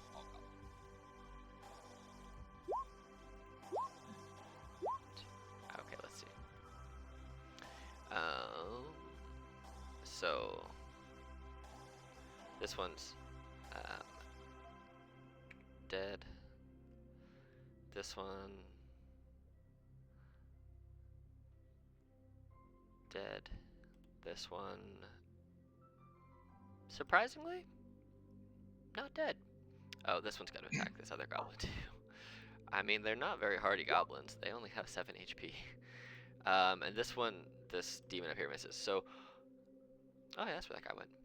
Well, he's also dead. I don't know why I take off. Yeah, so you see these demons just swinging claws and biting at these things and running away. It is the warg's turn. You just wiped out its master in 1 hit and tried to murder it, so it's going to go ahead and take a bite at you, Mountain. 15, which will miss. So it goes to take a bite at you, and you just kind of put the hilt of your great axe in its mouth, and you're just like fighting with it and stopping it from biting you. It's standing there, and you see as you've run up on this warg that dangling beneath this platform that you're now currently under. So this right here, this is a big platform with a piece of wood hanging off of it. Mhm. You see hanging off of that is a shield guardian. It looks like it was very, very heavily damaged. It also looks like it's being strung up with a system of pulleys and ropes, and so it's kind of almost looking like someone is trying to puppeteer a big old shield guardian that's just kind of hanging there. It looks like it's more for show, and that it may have been used to try and scare away things, but why you try and put up something to scare something away this far into your base doesn't really make any sense, but they're also not smart because they're goblins. So, Aram. Ah, Aram is going to thank Silas for the heal and warn her, careful, there's a bunch of demons out here now. And I then know. he's going to take a step forwards and like, what do you mean you know? I summoned them. You what? I summoned the you demons. what? Listen, I can make them go away once they become a problem. You can't just go around summoning demons. Well, I'll have to talk later. Okay. He's going to kind of go in with Mountain kind of rushing ahead and kind of sweeping through everything. Is this one on ground level? Um, yeah, that one's effectively jumped off down to ground level. He was attacking one of the gobos as he ran down there. So it's down there. Okay. I'm going to run up and then just kind of... I know it says in the spell description, like, I have to put my thumbs together, Yeah. but for Burning Hands, can you, like, just cross his sword and shield and cast Burning Hands that way? Yes, it's a cone, right? Burning Hands? Yeah. Do you So, have the spell token it's- for Burning Hands? Did I give that to you? No, I don't. Oh, I do, actually. Yeah, so just toss that on the field. I've never and used it. So you can angle that, I believe. You can kind of angle it up. So if you angle it correctly, I'll say that you can, if the cone is the right size, you can effectively get all of them. I can't seem to actually drag it on. It might be because I'm on my laptop. But... Oh, that's probably why. Whoops. Because I didn't do this. There you go. Now you can. Boom. Yeah, Cool. I just forgot to put it in your control, so I can probably, yeah, you can rotate it and you can get all of those guys. So, because that originates from you. I like the tokens because they show you exactly what you can get. Yeah, so basically if it originates from your person, you'd be able to get those 4. And they have to do what? It's a dexterity saving throw. He's casting it at level 2 because he doesn't know what these, like, how bad they are. Okay. So, And it's a 13 dex save. So 3 dretches are going to make dex saves here. Ba-ba-da-bum. Okay, and it's fire, right? yes, it's burning flames. Flame. Okay, so one's got a natural 1, one rolled a 6, and one rolled a 16. They are all resistant to fire. So 2 of them will take 6, and one of them will take 3. So Okay. I'm gonna take the token off because I need to actually be able to click on these tokens. Sure, and it's gone after it's Yeah, cast so anyways. that one takes 6, this one takes 6 because they would take half of passing anyway, and this one takes 3. And then let me roll for Gobbo Man. Goblin. Dex. See if he dives out the way. He rolled a 14, so this goblin will take. Oh, this goblin is. You set this goblin on fire, and he's running around, trying to pat himself out, looking like he's about to die. Oh, so these dots don't matter anymore. But yeah, they Yeah. are all. So that's all he does. He just kind of like tries to be large in between the 2 gates to prevent anything from getting out. Okay, cool. This guy has also. He's good. Okay, cool.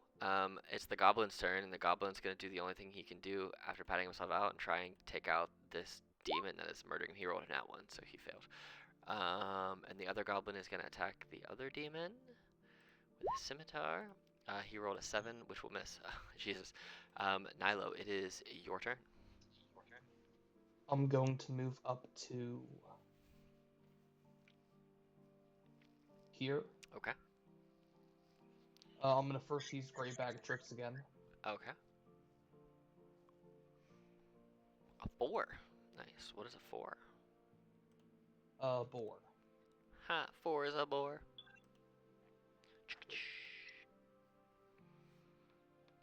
That's not where I threw him though. I threw him in here.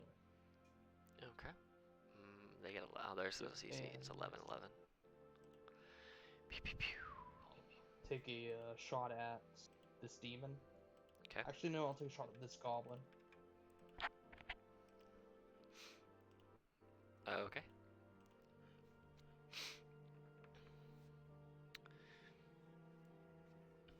Uh, 13 will actually miss.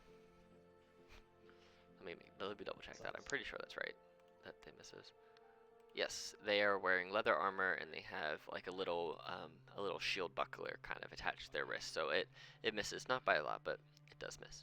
And so now you have all of your animals that get to go. You have the one badger who is still 10 feet away from being the top, so they could use their movement and they would get up on top of here and they would still have an action. They could basically be in the same square as this other badger. It's just I don't want to put you in the same spot. And then you have your boar and stuff. So what do you want your animals to do? Let's see. Mr. Giant Badger is gonna multi-attack. Okay. 5 will miss, 22 will hit, and 22 will take out the demon. He had 6 Then I HP guess this left. Badger, how much movement did he have? He took half movement to get up there, so it took the rest of his normal movement, but he has 20 feet of movement if he wants to dash. And your regular badger has 30 feet of movement. Your giant badger has 30 feet of movement. So if that badger wants to dash, it can do that. Cool. He'll dash here. Okay. What do you want your boar to do? He's going to tusk. Okay, so he's gonna tusk this guy right here. Cool. Actually, could you say I actually had him here? Just if that's acceptable. Where yeah, you could do that. That's fine. Yeah, just because he's going to go. Yeah, he's in charge. Okay, cool. That works. I'm not really worried about these demons. So he just has to make a strength save. This demon does. Yep. Alright, let me get back over to the demon page. I'm glad I added all these things into extras for you guys. It makes finding them real fast way easier. Bam. He rolled a 9 total. So he takes 1 damage plus whatever else happens. It's now knocked prone. Okay, so boop. He's prone. Mountain. You're up. Yes, I'm here. Which you raged. What did you pull out as part of your rage? What transformed? Was it your tail? The tail. Okay, cool. That's what I figured. It's a safe bet. Yeah. I Makes just it assume it's expensive. tail unless you say otherwise. That's just how I'm gonna Yeah. think of it because that's what you've used Yeah, I think 95% of the time. that's So. pretty much what we deliberated the first time around too. Mm-hmm. Okay, it's your Unless turn. say otherwise, that'll be the tail. Makes sense. Makes sense. It is your turn. All right, this is an angry warg.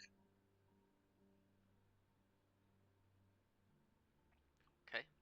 12 will. Now, go ahead and make it reckless. 12. Okay. Yeah. So that will hit. 20 will hit for 6. So that's 8 damage on that one. And then your next attack is Bring it also reckless. around. So once you attack recklessly, they're all reckless. So that's gonna hit for 8 damage, and as So you 10 slice damage. into the warg, it goes down.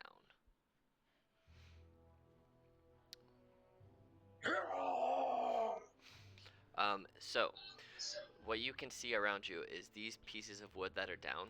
Those, as hopefully it looks that way to you. These are bridges that go 50 feet up into. They elevate 50 feet up. Well, the bridges themselves are 50 feet long. They elevate up to these things to get up onto this bridge and onto these cliffs. So if you want to go up, that is the way you would get up. Otherwise, you see cages around here.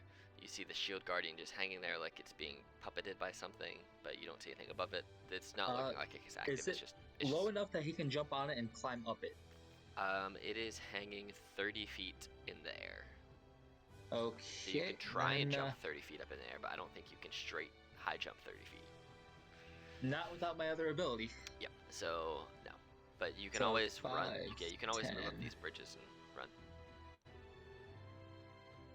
You said how high up does it go? You're up there now.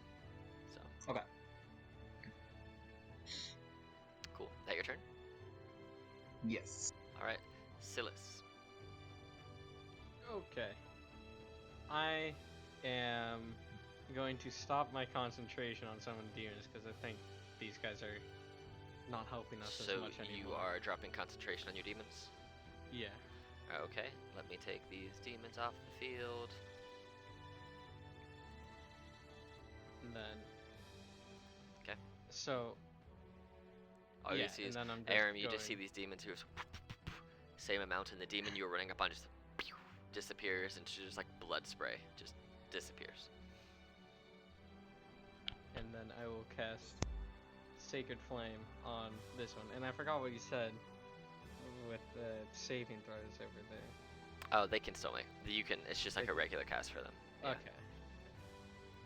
So a goblin saving dexterity throw is gonna roll himself a 20 total. Okay. So, are you moving anywhere? Yeah, I'll move a bit further up. So the gate has been smashed open, and Aram is standing in it. All right, is that your turn? That is my turn. Okay, Aram, there is the demons who were around you have disappeared. You know there's a goblin up above you by about 30 feet up on this bridge. You can see up here there are 2 wolves and a goblin 30 feet up in the air, and another goblin you know is up here.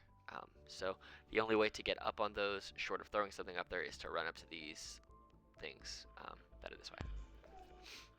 I'm going to shout at him with a booming voice, and I'm going to shout, "Jump!" So, if I am correct, I don't think you can cause it to do, unless I'm thinking of a different spell, I don't think you can cause it to do damage to itself, can you? Is there a way for him to jump without causing damage? He has one. I just wanted he to has, come down. Pretend you're trying to catch him and then just he let go at the last has, second. he has 1 HP, so if he jumps off of anything, he's going to die. Surrender. So keep if you don't shouting want to cast jump, that spell, so- you don't have to. I'll let you pull it back. I mean, they can also just jump in place. That's true. But That would be funny. yeah, it doesn't understand. So it has no effect Yeah. if it's undead. It doesn't understand your language, or if your command is directly harmful. So it's directly harmful. And what language did you yell it in? Common. So it understands common. So as you yell jump, it literally just starts jumping. Up and down. It's just hopping. Ah! Useless! And he's gonna go 1, 2, 3, 4, 5. You need to this be one. more specific. Hey guys. Okay. So is that your turn? Unfortunately, yes. Okay. So this goblin, for some reason started jumping up and down. Oh, I didn't even have to make a wisdom save. It was gonna fail anyway. It's got -1, and that was funny. It sees Silas, and it sees a boar. So first thing it's gonna do is it's going to 5, 10, 15. It's gonna run over here. It's gonna unleash an arrow on this boar. That's trying and scare it off. Plus it's fresh meat, but it misses with a 9, and it keeps running. And as it runs, you hear it yelling something in Goblin, and you see that there are little, well, you don't see it, but you hear additional voices chirping from up here. So that is its turn. Nilo. I'm going to move 15 feet in. Okay. 20, whatever. And take a shot at this wolf here. Okay. Is that okay? Yeah, absolutely.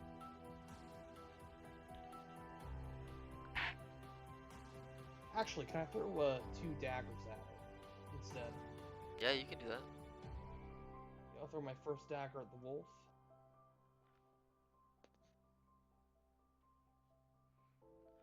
That will miss.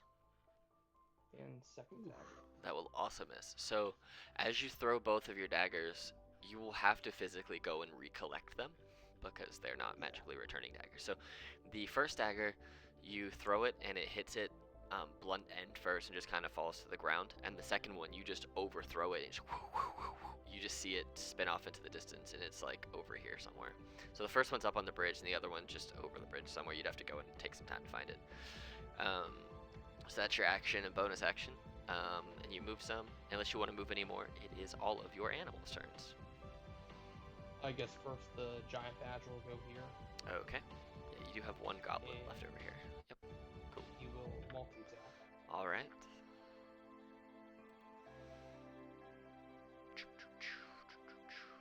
There are many goblins in this fortress. That hits and it dies. It's exactly what you needed for AC and HP. It murders this this goblin. Wow, that single giant badger killed one demon and one goblin. It's a boss badger.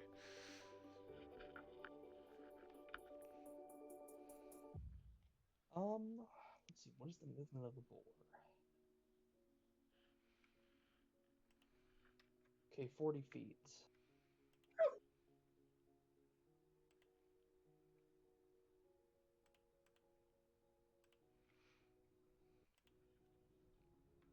I have my boar move up to here, and he's gonna charge at the wolf. So your boar cannot do that, right? So your boar is on the ground. Oh. This bridge is 30 feet up Yeah. in the air, so it would have to run up to here to get up to. So basically, it has to run under the bridge onto this ramp, and then it would have to double back down the ramp on this little wooden steps, and then do it. So it could take it to action and dash and just run as far as it can run to get back up here if you wanted to do that. But this isn't a little ledge. This is just the like the cliff edge of the wood up here. So it would have to run up there and then just like down this way. So. Yep, if it wanted to do that, it would be a total of 40 feet to there, 45. It would take 50 Let's go feet here. to get there. Yeah, cool. All right. So, as your boar, you just Aram, you just see this charging boar like Pumbaa, just charging in the snow, running way faster than you expect it to run, but it just bolts it up this ramp. And you also see the shield You guardian must have hanging. called him Mr. Pig. Yes, he must have. Okay, so Mountain, as you run up this ramp and you see the demon in front of you disappear, you turn and you look off to see where additional smoke was coming from. And you see that there are more goblin archers and wolves up in this way. So I am not going to put them in the order until after you've had your turn because I don't want to waste my time doing that if you just kill them. So you Fair enough. see that there are a couple goblins and a couple wolves. You see that the goblins have not mounted the wolves, but they are looking at you and they do have arrows knocked ready to fire. So depending on how your turn goes, I'll put them in the turn order next if they're still alive. So do whatever you want to do. It is your turn. How adorable. This is why He I don't just think kind the of like goblins are just gonna be in slowly walks back, just kind of that grinding sound there. as he approaches them. All right. The first one. So are you running up to this one back here, or are you going to this first one here? Because if you run past this first one, he will take an attack of Yeah, opportunity we against will you. go for that first one here, Okay, that will actually just miss. and we'll go ahead and make it reckless. That will hit and dead. So this will also be an advantage because it's reckless. That one's dead. Yes. Just See, chink, chink. no point putting him in there. And that was your action and your movement. Anything with your bonus action that you want to do? He will stare the wolves down. Okay, so since the wolves are alive, I'm going to go ahead and toss them into initiative order real fast. There's that wolf, and that wolf, and I will reorganize this once it's over. So Mountain's turn's over. Silas. Okay. There are no, like, ladders or staircases going up to the walls, right? These little white things are ladders. Aram, I guess there was ladders Ah. there. If you wanted to climb up the ladders, you could run up there. I didn't see them because there was a bunch of tokens. There were a bunch of tokens on the map blocking them. So Aram, if you wanted to climb up No, these ladders, he's headed here. okay. So yeah, if you want to climb up those ladders, you can do it. But I can tell I you, would like to boars do so. cannot climb ladders. So. Would um, that be all of my movement? it is 30 feet up. So if you wanted to use all of your movement to get there, yes, that would be all your movement to get to the top of there. But you still have an action and a bonus action. So. Yeah, I can see that guy. Yeah, you can. Yeah, I'll cast Sacred Flame on him. Okay. Cast DC Flame 16. on him. He gets a 20 again. I swear to God. He got a 12, and he had 1 HP Ah! left. And he dies. He goes up in smoke, Huzzah! but as he disappears, you start to see a few more gobos start coming out of their house. Ah. And as they're climbing, you see that like rope ladders have been dropped down, and these three are effectively climbing down rope ladders and making their way onto this like wooden path. And looking at it now, all these things that are in the mountains are actual like huts that have been carved into the mountains. And looking down, because you have so much vision, you see not only are there 3, there's 4, 5, 6, 7, 8, there's 9 total. And as you look a little further, you also see that there is another platform with quite a few more archers looking in your general direction. There's a lot of them. Okay. So I will deal with them the next go around after this round. Anything else on your turn? No. Okay, so actually I will just toss these 3 guys in at once. These will be one group. They're 9, so descend.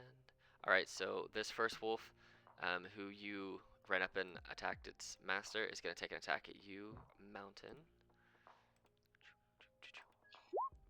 for a natural 20, plus 4.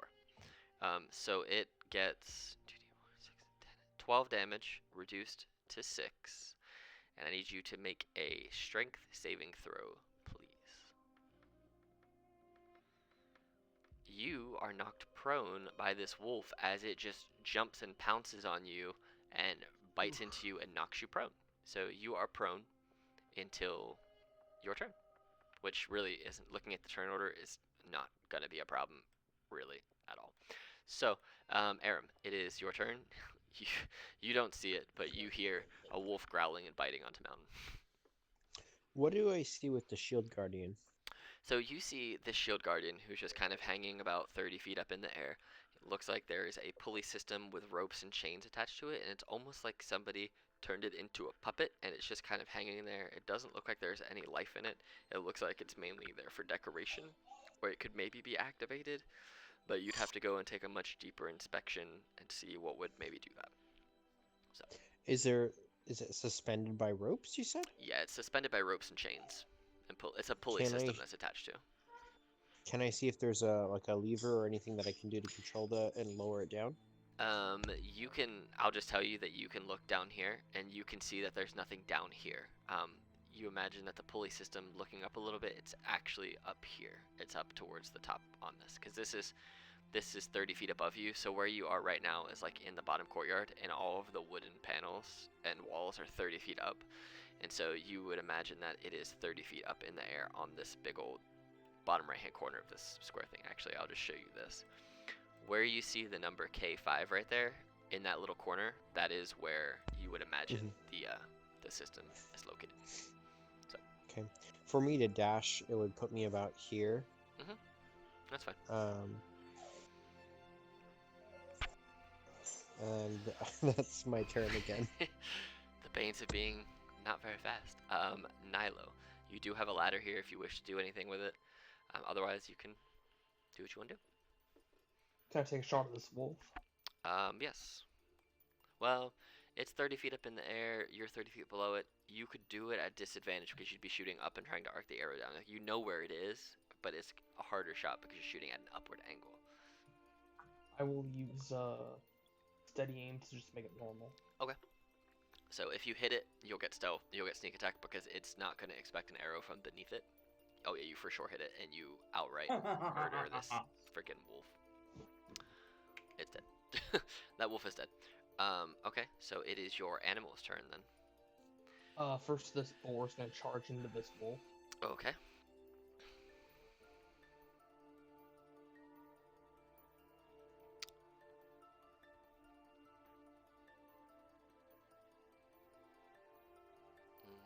So just 2 damage and a strength save. Okay. Yep. Alright, so 2 damage right there and a strength save on a wolf. It rolled a 10. It is prone, I assume. Question: would it be thrown off the ledge?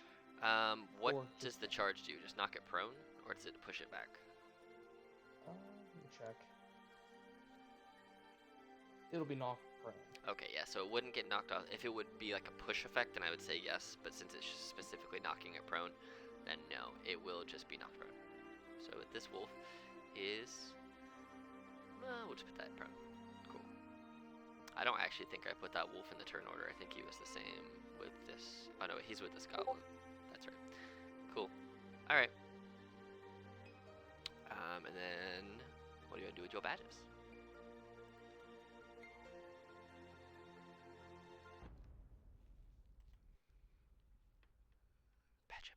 Badger. Okay. Is that close enough? To do... no, you're still... well, if he was the full square, yeah, you could attack him there. You would get him. The token's just real small for some reason, because they are small creatures, yeah, so you could attack him there. He's in that square with you. He's in this square. So you could attack it. 4 will miss. That's it. Cool. Alright. These 3 goblins run out of their house. They look over. They see you, Silas. So they're actually all just gonna run towards you. Actually, how far is it? It's 25 feet for the first one. So the first 2 can get to you, basically. And this other one will be far enough away where these are all gonna be beside you. These tokens are weird. So these 2 are going to take scimitar attacks at you, Silas, and the other one will take a shortbow attack. So 1, 2, 3. So 2 scimitar attacks, and the shortbow. So it's an 11 for a scimitar, a 6 for a shortbow, and a natural 20 for the scimitar. So you'll take 6 total damage for the scimitar, and the other 2 attacks miss you, unless your AC is 11. My AC is 12. Okay, so you get sliced into real deep with one scimitar, and as you're reeling from it, you lean back and you see an arrow just right past your face. And this other goblin is going to run up on this badger and is going to take a swing on the badger for a 12 to hit for 6 damage on this badger. Ooh, he kills this badger. This badger dies. Make this token a little bigger just so he fits in the square better. He kills that badger, and so he's still having some movement. He's just going to run over to this badger, try and run away. And since that wolf will just go on this goblin's turn, because I forgot to put him in the order, because he's with this goblin, he will use half of his movement to stand up, and then he is going to go ahead and take a bite attack on the boar. 22 to bite for 7 damage. And then the boar needs to go ahead and make a strength save, please. And if the boar fails, the boar doesn't fail, the boar's fine. So basically, he stands up, bites the boar. Oh no, there was another goblin there, look at that. It's dead though, it's fine. I didn't know he was there. So this wolf who took 2 damage, yeah, I took it already. So he stands up, takes a bite out of this meaty boar, and goes. And you see, Silas, as you're being swung at, that there are more goblins starting to make their way out of their homes. Gosh. You guys did just assault a goblin Oh, fortress. I'm just going to put these guys all in there as their just another initiative token for themselves. Initiative. So these gobos are 5. Cool, they're last. And these guys are not going to leave their archery tower, but they're too far away to do anything. Actually, I'm just going to put these in as their own token too. They will also be 9, so they'll just be 8.9. Cool. Okay, so Mountain, it's your turn. So I'm stupid because I just realized I forgot that I should have had advantage on the saving throw. Because rage. Oh yeah. So go ahead and roll it again real fast then. We'll see what you get. Okay. Well, I mean, it's not gonna matter. Prone's not gonna do anything for you because of where you are in the Right. initiative order. So I don't imagine you're running but away still, from it's these just- wolves. Yeah. So just It's remember. still a point of. Yeah, just remember I going forgot forward. it. But yeah, just remember that going forward. And yeah, you stand up. Yes. You use half movement to stand up from this wolf, and you have 2 wolves in front of you. The So- tail will hit him, I think, or 9 damage. Yes. Technically it'd be 11, I believe. Because of rage. Well then you wipe this wolf out.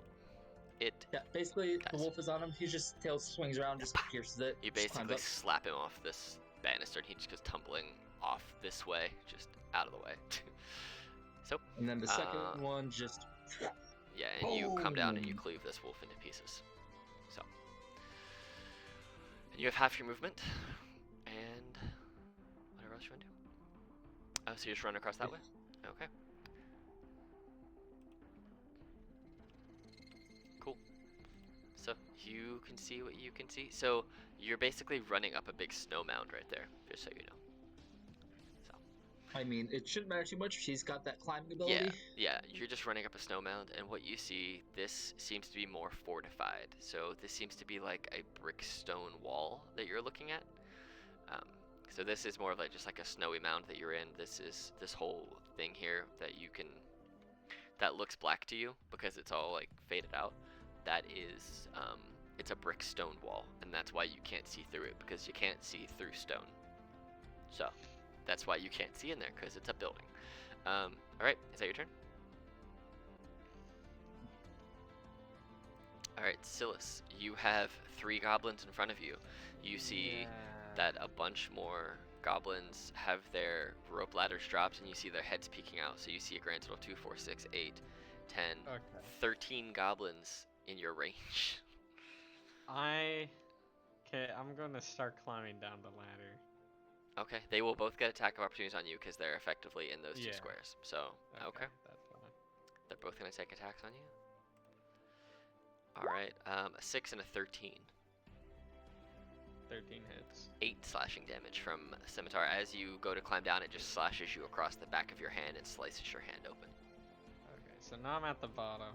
'Kay. And I'm gonna dash and start running. Okay.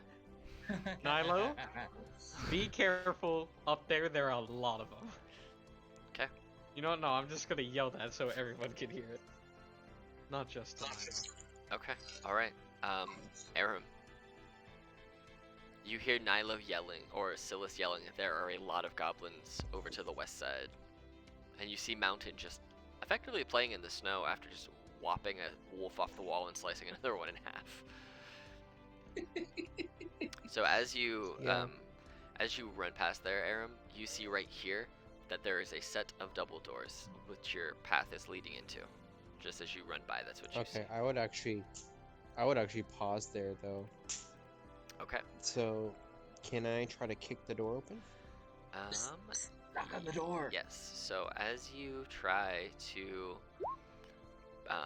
push the door open and kick it open, you basically kick into this. And even with a 22, like, you run, you plant your feet really well, and you just put all of your weight. And Mountain, you see Aram do this, slam with a perfect form, like, straight kick to this door. It doesn't budge at all. You hear the reverberation of the sound of your kick, but it doesn't move at all. You feel it kind of shake back through your body, but the door doesn't even budge. And as you listen, you hear that there's noises behind it, but the door does not move. Okay. Was that my action to kick it? We'll just say as part of your movement, you just tried to boot it open, or your bonus action, even if you Okay. want to do it that way. Okay, I will hold a burning hands to cast inside if the door's open. I just like pause, hear noise, and I get ready. Okay. Mountain just in the snow. Did you try knocking?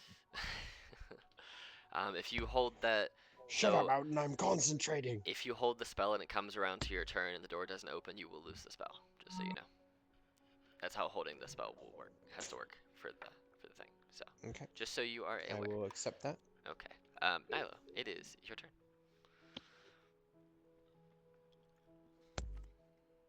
I'm going to first take a shot at this goblin. Just a regular shot. Yeah, because Okay. It'll would he just be be. looking over the edge?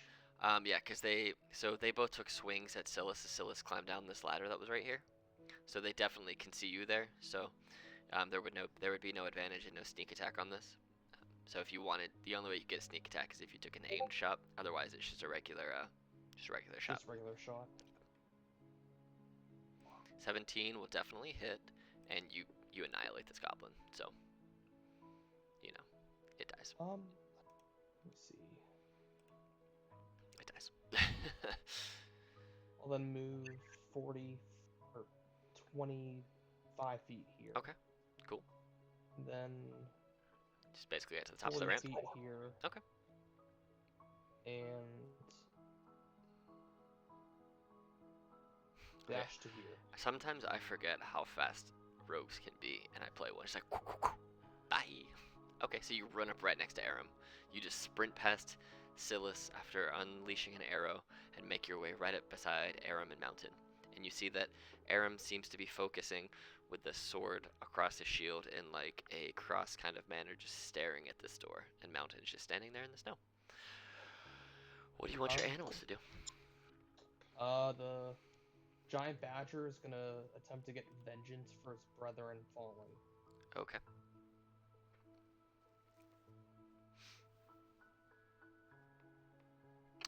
That goblin dies with the first hit. So if you want to take your movement and then you can still use the second attack on the wolf, you can do that.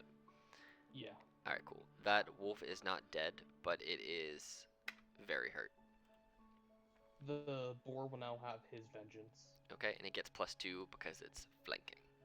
So, whatever you roll, Yep. just add a +2 to it. If you hit, I'm pretty sure you're going to kill it. Oh, yeah. 16. The +2 lets you hit it, and this wolf just gets murdered. So your animals took vengeance for their fallen brethren and the fact that the boar got messed up. And you have killed the wolf and that goblin. The boar is gonna move. Question: can a boar dash? It used its action to attack. So if it hadn't done that, then yes, it could. But it has its So full he'll just movement. move here. All right. So the boar just takes off running. And then what? So these goblins up here, we're gonna say. All right. So all of these goblins are actually gonna start running. Oh, no, wait. Come here and select. So these goblins are gonna start running. What do we got? 5 to get down. 10, 15, 25, 30. Bam. Bam. And these gobos are going to run basically this way. And as they are sprinting, you, I don't know if you guys would hear it because of all the fighting that's going on, but there are more goblins and archer and wolves that effectively take up positions over here. So I'm gonna go ahead and I'm actually gonna roll it for the wolves, and then they'll just use the wolves ones. Yeah, you guys are fighting all these things. Keep adding more things to the initiative order. More and more and more. Okay. And bam.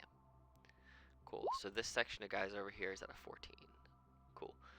I don't know why they were there, but these goblins still just gonna hold up the archery way.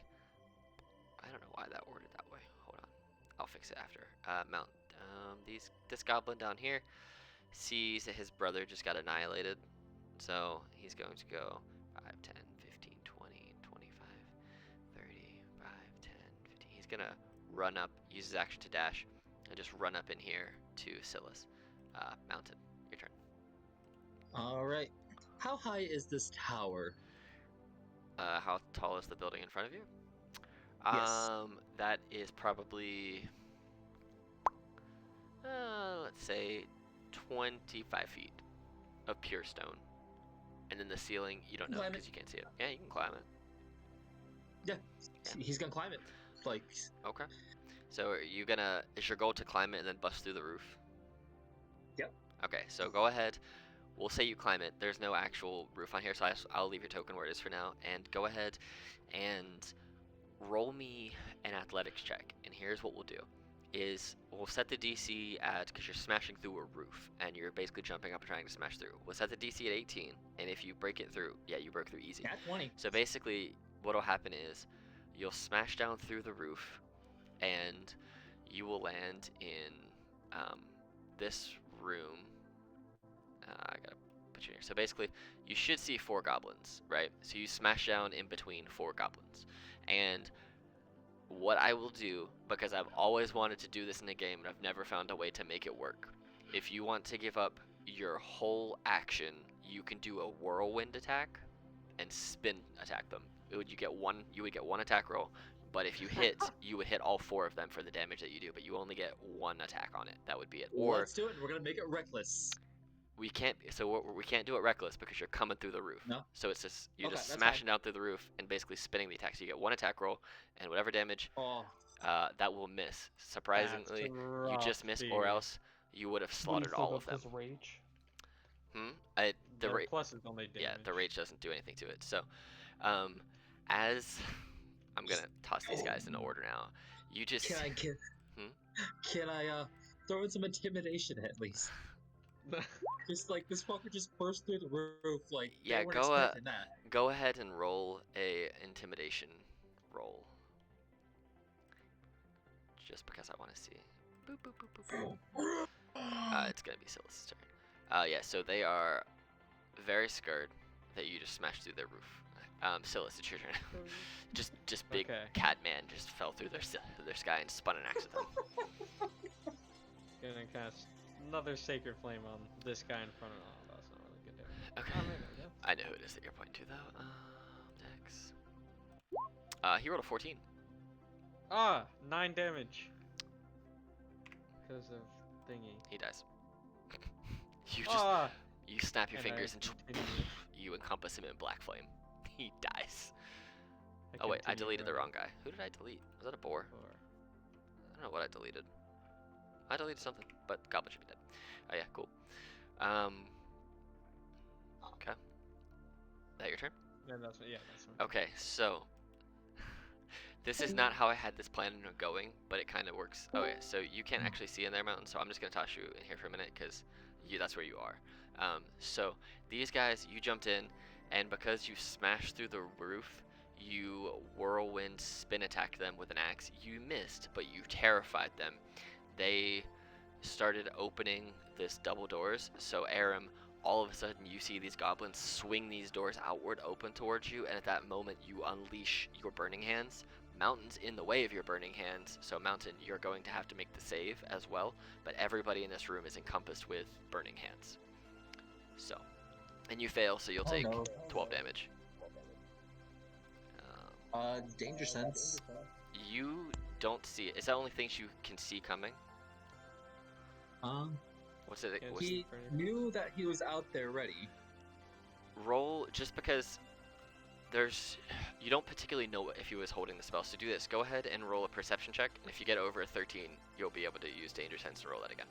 Yeah, so you can roll a save again. Yeah, you take half damage, so you take 6. Let's see here. I just imagine him picking up a couple goblins and holding them in front of him. 1, 2, 3, 4. Only one of them, no, they all rolled a 13 or above, 15, 19, 13, 18. But they all, For 6 damage. yeah, they almost all die. So they only have 7 HP. So yep, so I'm gonna take all the life down. So these guys basically are trying to open this door and run away, and they open their door to a face full of fire. And since it's still their turn, these two are running out right here. I'm just gonna run these guys out since you can't technically see in there yet. So, Aram, you unleash your radiant, fiery Hands of Doom and Death. And these two goblins run out in front of you, and they're going to try and take scimitar attacks at you in retribution. So that is a 7 and a 20 to hit. So the 20 will do 6 damage. Yep. And Okay. then the two that are still in there, who are still barely alive, are going to attack Mountain, and only one of them is going to hit for 2 total damage. What did he roll? A 23. I'm going to use my reaction. Aram took 6 total damage, yes. Yeah, no. Yeah, so He you just take none. blocks it. Yep, you just smash him out the way. Yeah, so you don't take any damage from that. So these other goblins are going to keep running. So he's just going to use their action of 5, 10, 15, 20, 30. These guys are just going to basically follow this line and charging towards where the action is. Aram, it is your turn. You have 2 goblins outside. There are 2 goblins through this doors by Mountain, which it's not going to let you see until you actually walk in the building. But, you know, they're in there. I'm just gonna put my hands out in the direction of these two and just burning hands them again. They should die instantly. Yeah, they will die. They have Okay, 1 HP left. so- Do you want to burn that spell? Yeah, 2 for 1. Okay. Do you not get 2 Then attacks? I'm gonna go Okay, cool. Alright, they're dead. 1, 2. I'm gonna go down to here basically, and then can I see the lever? Is it something that I can instantly like do, or do I have to examine it first? As drop you run up, you see that it's attached to a system. It's basically a lever system that works with the pulleys and ropes, and as you look at them, you can pull them, and you can basically make the shield guardian move around like it's alive. But to figure out how it works successfully, this is just you running up and just like swinging at it real fast. You'd have to roll an intelligence Yeah. check. So if you wanted to learn about it more, you'll have to roll an intelligence check. So you can do that if you want. Yeah, he's gonna look at it, but that's gonna be Okay. about all he's gonna do. Yeah. So it's not. Yeah, it's higher than 12. Okay. And then So- seeing these other goblins, yeah, he's gonna kind of shift towards them and raise his shield up. That's his turn. Okay. So the wolf has 40 feet of movement. Goblins have 30. So basically, this whole group of dudes is just going to, what is it? 5, 10, 15, 20, 25, 30. They're gonna move like here. The wolves will be able to get to you, Aram, and they will, and this goblin cannot. So I'll move him back to where he is. Bam. Oh no, there's 2 goblins there. Screw it. I gotta put him there. All right. So these 2 wolves will go ahead. They see you there. They are going to take attacks at you, and they'll both do it at advantage because of pack tactics, because they're both within 5 feet of each other. And they both miss. So even at advantage, the highest roll was an 11 for both of them. So, you know. And Sweet. those 2 goblins will take arrow shots at you because they ran up and they got as far as they can go. The highest they rolled is a 13. Jesus. That misses. So, Nilo. Yeah, he's using the shield to much effectiveness. You see that these doors here have busted open. You can see as you look around, there are 2 goblins in there with Mountain. Just the game won't let you see in there because there's stuff there. But yeah, you see there's 2 goblins in there. You see Aram ran over here. You look over, you see 2 wolves and a bunch more goblins. Yeah. Well, I think Mountain can handle those pretty well. sorry. No, yeah, it's not your turn. No, it's Nilo's turn. Yeah, cool. I'll just take a shot at this guy with a steady aim. Okay, go ahead and take that shot.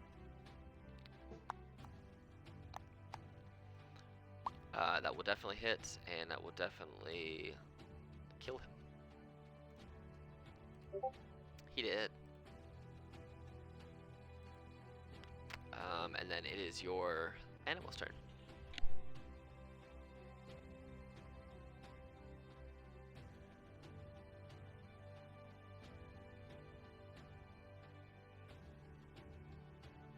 He can use his action to dash if you want to get him more in there. It's up to you. I might.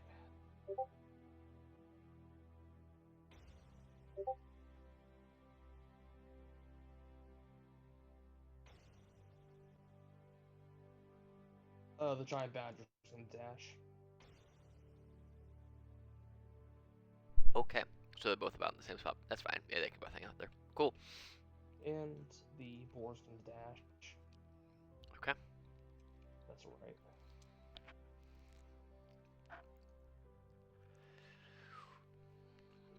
Actually, no, he's just gonna stay there. Never mind.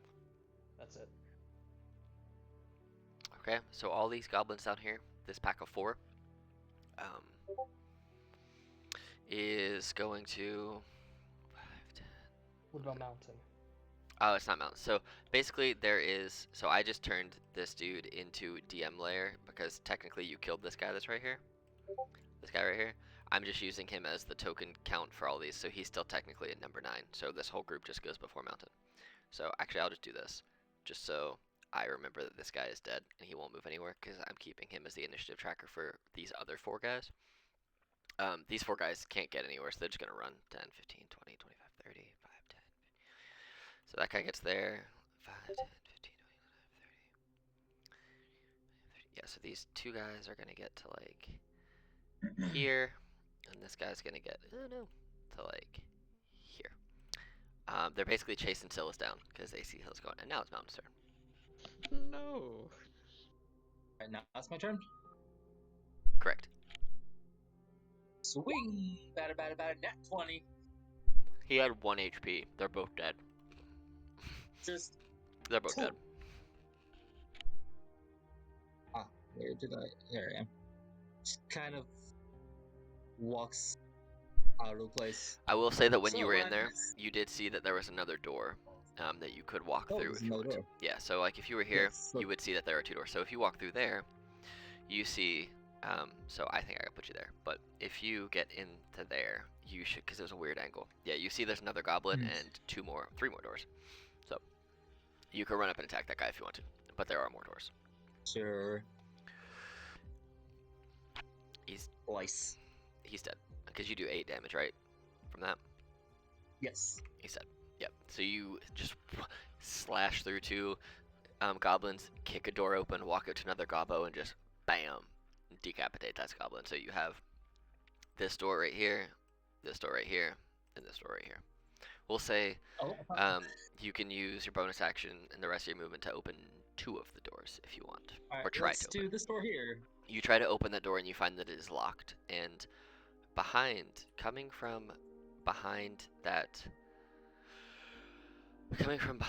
door, let me see what number it is real fast. It is, okay, so coming from behind that door, you hear a voice, and it's a, you hear it, and goes, "Get out of here! You're not welcome! I don't want you here! Leave me alone! You can't come in!"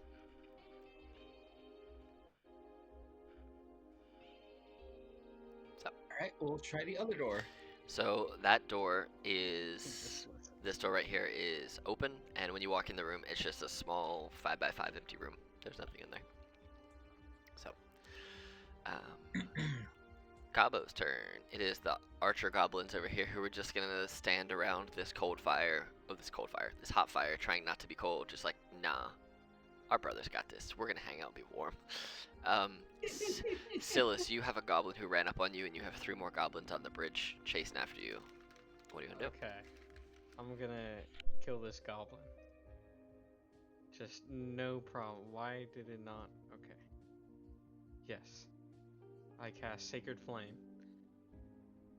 And pour some more black fire on it. It rolled a 17 total. Right, I'm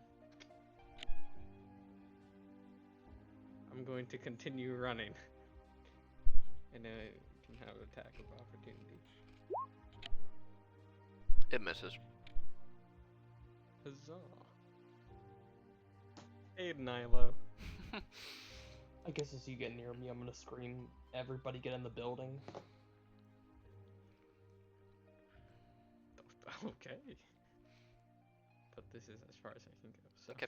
All right. That's my So these goblins over here, this pack of all of them, 2 of them are gonna run in and try and attack you, Aram. The other 3 are gonna take shots at you and the boar and the other animal that seem to be charging this way. So I'm gonna just do 2 scimitar attacks against you real fast.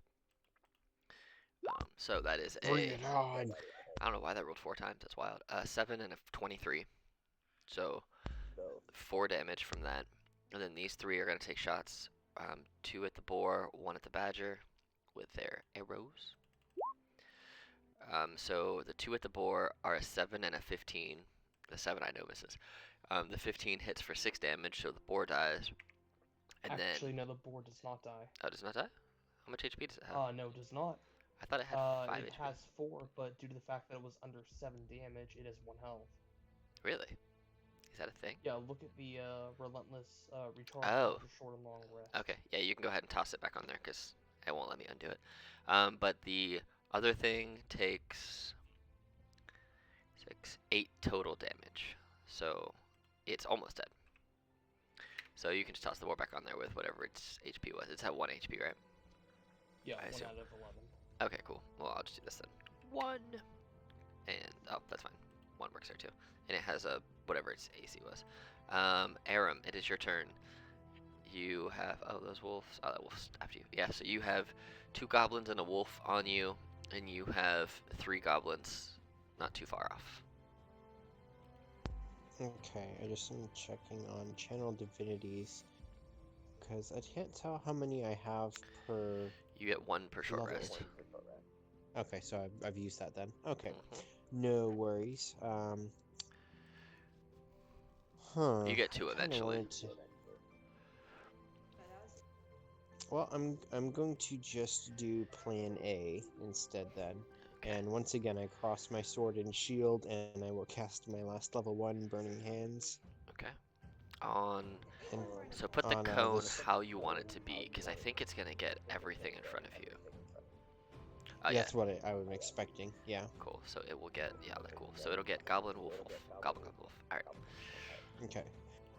And that Let's- should have been 8 damage for all saved. So the wolf fails, one of the goblins fail, and the other goblin passes. So this goblin who is on the edge of it will say he makes his save. This goblin, dead. This wolf, almost dead. Oh, he's not dead. Oh wait, he should be. Huh. They have a little bit more HP. He hadn't been hit before. The other one was dead though. Is that your I turn? see.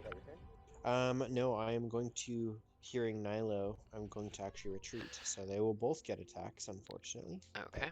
1, 2, 3, 4. And I'm going to just kind of settle up here. As a bonus action, I am going to give myself some more hit points with Does a my 17 hit? hands. Yes. that Okay, just hits. so they both hit. So the goblin does 8 damage, and I need you to make a strength save to see if you get knocked prone as you run away. Shouldn't be a problem. You fail. It's Oh, 11. problem. So you take a a total. problem. Big You take a problem. total of 14 damage, and you're stuck where you were, and you're prone. Okay. Can I still bonus action lay on hands? Yep. And if you want to use your movement to get up, so you're not prone, you can do that since you effectively got knocked over. Okay, yeah, I will do that. And then how much damage was it? 14 total. 14? Yeah. Okay, I'm going to top off with plus 20 hit points with lay on hands. All right. Well, this wolf is gonna go ahead That's and my try turn. and bite you since you got back up. 23 hits. Go ahead and make another strength save to see if it knocks you prone again. You are not knocked There we go. prone, but you do take 5 bite damage. And that is Okay. that wolf's turn. Let me make sure. I think I put. No, that's cool. Okay, Nyla, it's your turn. Can I have my animals move first? Yeah, sure. I'm gonna have the badger go here, but can he be in the same spot as Aaron? Technically. We'll say if he's trying to attack there, they can do that, but they can't end their turn in that spot. Yeah, he just wants to attack there. He's gonna attack this wolf first. Okay.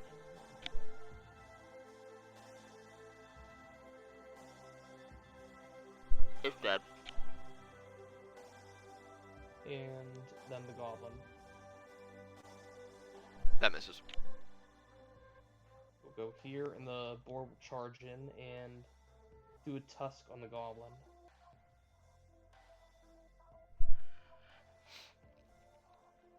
That just hits, and the goblin is on death's door. I will then shoot this goblin with my longbow. Okay. Just a regular shot. Yeah, he's on the wall, effectively. He's actually, like, right here. I just couldn't get him to stay there. So, yeah, you can shoot him. Yeah, that hits. He's dead. I'm not even going to do the math on that. Actually, let me do the math. Let me see what you get.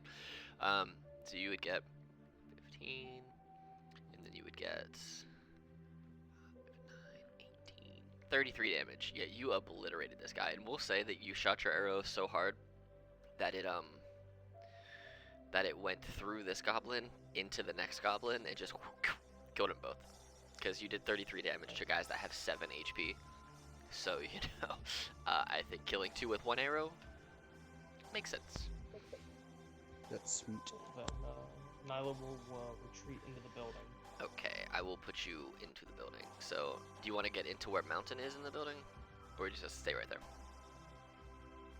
I guess I'll go to where Mountain is. Okay, so you basically get there with Mountain. And that door, if you want to try it, you can, but it is also locked. So He will, like, so, any chance you can pick this lock?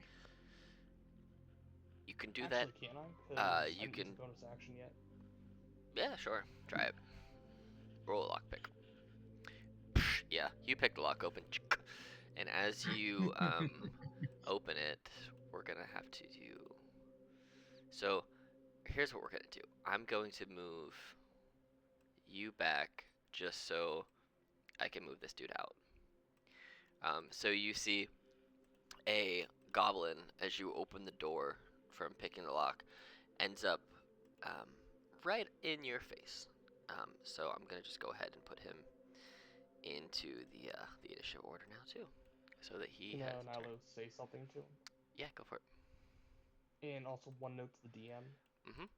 Can you possibly give me vision for my boar and giant badger? 'Cause I can currently not see them at all. Oh, do they have dark vision or any vision? They do. Okay, yeah. Let me put The this. giant badger has dark vision, and wait, yeah, he does. What is the? Well, this guy. Okay, here's what's gonna. So Giant basically. badger's 30 feet. Okay, cool. So the way mechanically, just so this works, because there's no way I can give you both sight for this small room, and both Nilo and Mountain, you would see it. The goblin is still in the room, and Nilo, you're in front of the door. So you guys aren't flanking him. He's in the room. I just, for some reason, it will not let me break the dynamic lighting. Actually, maybe I can do this. Let's see. Can you see it now? Can you like see inside that room? A little bit? Let me try something here. Yeah. So if I did this. Yeah, so Yeah. basically, yeah, so Yeah. that's what you can see inside the room where the guy is. So mechanically, that's where he is. And you said it was 60 feet on the boar and 30 feet on the badger?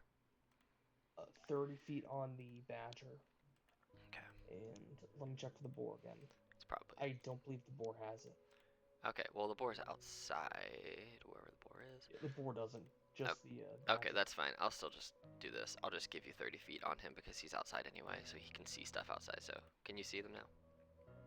Yeah. Okay, cool. And yeah, sorry. so you open the door in front of the guy. He popped into initiative. He's actually guess gonna before go he here. goes, my character just asked if he wants to play cards. Just.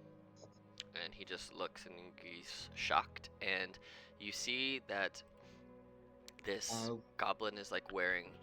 It looks like his face is made of metal and his jaws are continuously clasping.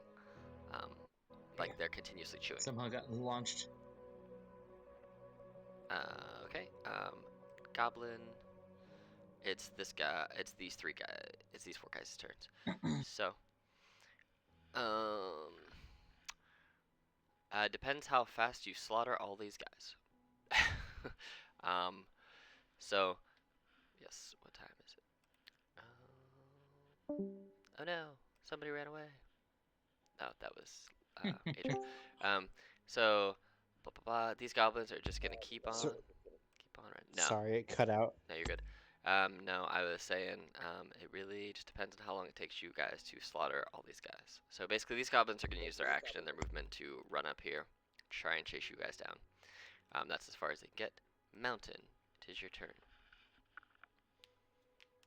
Marta's gonna look into the room curiously at this one, because he did say something to him earlier. So who might you be? And he just looks at you and says, I'm the master of this place. Leave me alone.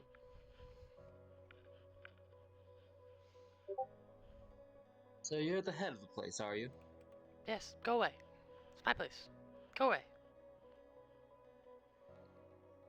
Are you in charge of the lot of goblins out there? That's about all the conversation you can get with your turn, unless you want to use your action.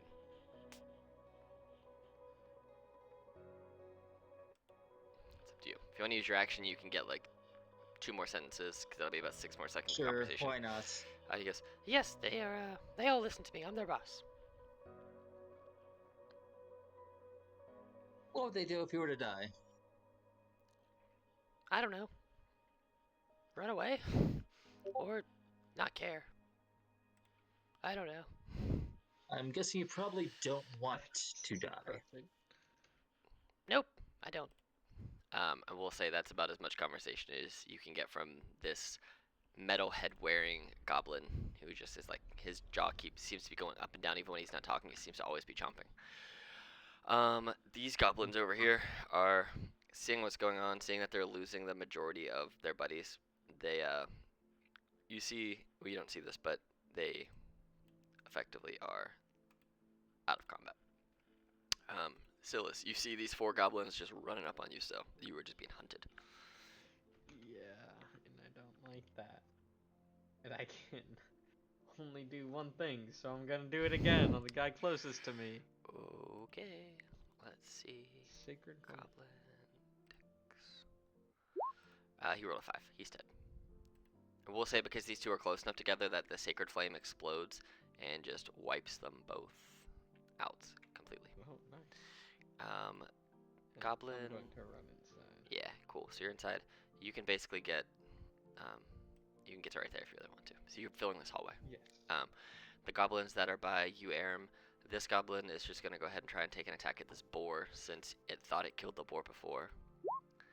I rolled a 13 to hit, which I think misses. No, it hits it and it'll do 6 damage, so I think that kills it for sure. He slices the boar and gets retribution, and then this goblin is going to take off running, and it's within melee range of you, Aram. If you want to try and take an attack of opportunity, you can. Of course, I will swing with my cleaver and try to bisect him. Okay. It dies. And this Apparently didn't work. this goblin over here sees this. It's gonna take a arrow shot at you. Natural 1. It misses. It sees that it's not doing anything well, and it you see it jump down here. As it's jumping off this bridge, thinking it's gonna survive, you hear it yell this way. Everybody leave! They've come for us! They're coming to kill us all! But as he yells that, he goes, hits the ground and explodes. And at that point, Aram, you see coming running out of these huts, you see goblins riding mountain goats. And some of them decide to run this way and just, they would rather die by their own hands than die by yours. So you see, let's see, you see 4 sets of goblins and mountain goats, you think, just run off the edge of this platform up here. This one gets, and basically tries to ride the mountain goat down the side of the mountain, and you don't know where they go. And this one right here, gets on the mountain goat. It goes very, very slowly and starts like creepy crawling down the side of the mountain, and they also disappear. So they're gone. And then it is this goblin's turn, like the leader of the goblin, whose name you can see.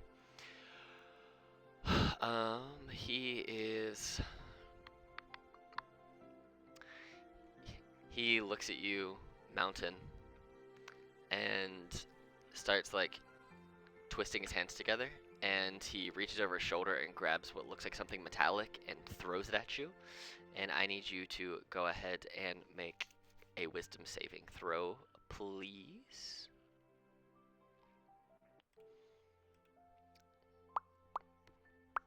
You pass. So he throws this crown at your face, and as it hits you, instead of like latching to your head, it just kind of hits and just disappears. The spell he tried to cast did not work. And he's looking around. He's like, no, no, no, no. And you see him like backing up and trying to hide this small chest that he has behind him. But he can't go anywhere because you guys pin him in this room. Aram, it is your turn. So he's gonna start backpedaling. 1, 2, 3, 4, You see 2 gobos. 5. They're effectively like Are they with? they're effectively in 2 squares. But yeah, Okay. Well, they're within 15 feet, so. they are. This is the only thing I think I can really do. So I'll use my last level 2 spell slot, Okay. and that will wipe me out. But I will Burning Hands them so I can get the range. Okay. Dex. That is a 20 and a natural 1. So this guy right in the front gets wiped, and this guy takes 5 damage and almost dies. He's still barely holding on. Okay. Nilo. Yep. I'm going to, would it be a bonus action or something to just take out my long or short sword? I mean, you could have your sword out if you wanted to. You could just, it doesn't Just cost I'll a have attack. it out. Yeah. And I'm gonna walk as menacingly as I can towards this goblin. A whole 3 feet? Just say, Yep. I hope you're. What? A whole 3 feet, menacing walk. Got it. Yeah, and he just says, I hope you're ready to meet my friends. He looks and he goes, no, no, no, no, no, no, no, no, no, no, no, no, no, no. I guess before I swing, I'll say, get down to your knees, drop your weapons, and you live. You see that he doesn't seem to be carrying any actual weapons. He's just wearing his armor and like a metal helmet, but he puts his hands in the air, and he's a goblin, so he's real small. But he just stands at you and he goes, I will bow to no one. I'll put my sword on his throat and say, what do you guys want me to do? Mountain will look at him. Spare him for now. We might be able to put him to work for us. I'll keep my sword on his throat, and if he does try something, I will slice it. Okay. Mountain, your turn. Can I have the badge He will run? kind of. Oh yeah, where do you want the badger to go? Just run. Yeah, just move it wherever you want. See, Mountain, you're good. Mountain will kind of like lean into him. Okay. So, what do you say? I will never Care to work. work for us? I will never work for you. I will never be enslaved. No one said anything about slavery. I will never work for you, stupid cat people. You disgust me.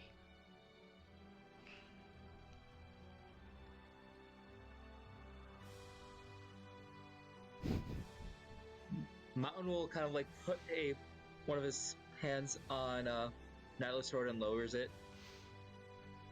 Look, if you come work for us, you would also be getting paid and fed. No one said anything about slavery. Never. I will never work for you, stupid cat people. Go back and live in the holes where you came from. Very well. We're not gonna get anything out of this one. All right. So that'll be your turn for the conversation. Silas. Is this goblin dead? No, he's not been hit yet. Okay, I'm going to kill him. Okay, so you're gonna cast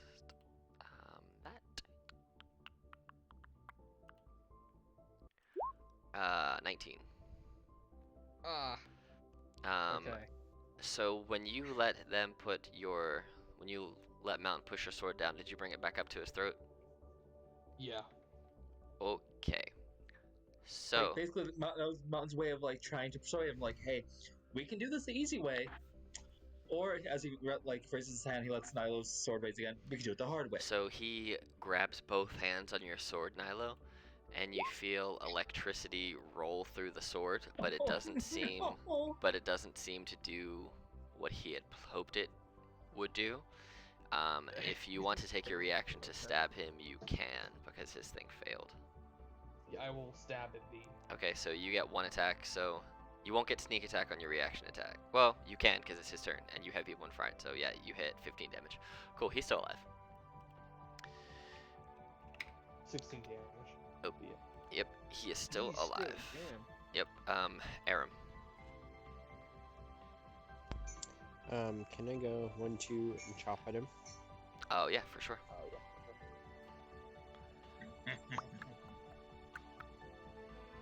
He's dead. Does that kill him? Yeah, 2 okay. HP, he's dead. Can I see if there's any other goblins around here? There There are none. Okay, then I will go inside the hut. You do see that there is, you can walk up this way if you want, and it seems like there's a path that will lead you this way. So if you want to walk into that Okay. side, you can do that too. So you're basically be in Okay. the same square as where Mountain is. Oh, it's tiny. Okay. Yeah, it's a tiny Okay. little door under. Nilo, it is. I'll just wait outside then. It's your turn to get Nilo. I'll just push my sword back into him. Okay, go ahead and roll your attack. He's dead. Wait, no, he's not. Damn. Hold on. Wait, let me see. Net Let me 20. see. So 10, 15. So that's 15 plus 13, 26, 31. He is not dead. He is on death's door. What? I mean, you guys have him pinned in a room, surrounded. He's not going to live, but he's still alive. I am impressed. All right. You can attack him again, actually, if you want to, Nilo, because you have 2 attacks. Sure. If you hit him, Is this he will just die. Is this a goblin? He's dead. I will tell you, he had 48 hit points. He's dead. So as you guys see, Nilo with his sword basically at his throat, and slowly he has his sword wrapped, and he puts one hand around the palm of his left hand around the palm of his right hand, and slowly pushes the sword into his throat. You start to hear a gurgle, like, and then as he pushes it a little further, you hear him exhale. Whatever you do, don't look in the box. And then the sword goes all the way through here, as it hits the wood in the wall, in the chest behind him, and the goblin falls to the ground, blood gurgling out of his throat. Nilo pulls his sword out, effectively unsheathing it from the hilt that is the goblin's neck, and the goblin lays dead at your feet, bleeding out atop of a wooden chest that is behind him. Mountain will go ahead and enter and pick up the chest. Okay. Do you think we should have Aram cast evil or good on it? Yeah, I don't know if we Yes. should be so hasty on opening it. Oh no, he's not opening it. He's picking it up. Okay, And as essentially, you like, as you walk carrying into the it. room, you see two shelves, 2 wooden shelves that hold half dismantled objects and other junk. In the middle of the room is now the dead goblin, wearing cold weather clothing, laying dead next to a metallic egg-shaped crate as big as he is, so it's like wooden and metallic. Nearby is a small fur-lined cot and brazier full of hot coals. So you pick up the metallic egg-shaped crate, which is about the size of a small goblin, and then if you guys search the shelves, you can, let me look at this real fast and I will tell you what to do. So since you're picking up the box, Mountain, I'll have the other 3 of you each roll me a D100, and that will determine what you each find and grab off of this shelf. So, okay. Silas, Nilo, and Aram. So, Silas, you find and grab this is what Silas finds. Aram, 44. You find this. I rolled a 41. 41. But if It's the same thing. It's 41 to 44. Okay. And then Nilo, you find this. Just small little trinkets. So as you guys collect those small little items. They're just little trinkets. You don't know if they have any intrinsic value or anything. They're more of just cute little things you can carry with you. They don't have any magical prowess or anything like that. You do feel that when you're carrying this crate mounted, it feels heavier than you expected. So looking at it, it seems that there is some wood here, but the majority of this is metal. It's 3.5 feet tall and 3 feet wide. It has a flat base that allows it to stand upright, and it seems at the top to suggest that it would open like a flower. Though it looks smooth, its surface feels tacky. It weighs 250 pounds and has a panel of flashing lights below its bulging midsection. The panel, we're going to say, because of what role we need for this to work, that you guys have started making your way back to the cart, and as you guys get to, we'll say about here, carrying, talking, Morthos actually shows up because the goblins that were over here decided to run, and they ran Morthos' way, and Morthos had no problem dispatching 4 goblins by themselves because they are goblins after all. Oh, you also found on those shelves a set of tinker tools if you wanted to bring them with you. But Yes. okay, so you grabbed an additional set of tinker's tools. But as you guys make your way back towards the cart, Morthos kind of meets you, and he laughs, and you see that he's looking real slimy, has a tentacle out floating around as you're used to, and he's just dragging a goblin behind him because why not? But looking at this crate Sounds like Morthos. as you hold it up to show him, because the panel, flashing lights below the bulging midsection of this crate, seems to have some weird keypad-looking mechanism. It's got 9 digits, and each glowing button has braille-like bumps on it. It doesn't look like you would have any luck cracking it open or removing the keypads. So, yeah. I'm not going to roll for Morthos to try and break this open because he's really going to be the only one that's going to have a shot to do this. I'm just going to tell you out of game. He's going to be the only person in your party who might have a chance at breaking this thing open, if he even wants to. But as you guys meet up with Morthos, you make your way back to your cart. At this point, it's later in the day. You guys are all pretty wiped. So Morthos just suggests that you just bed down again, have yourself a nice little rest. And as you bed down for the night, you start to drift off to sleep. And Aram, as you're sleeping, go ahead and roll a religion check for me.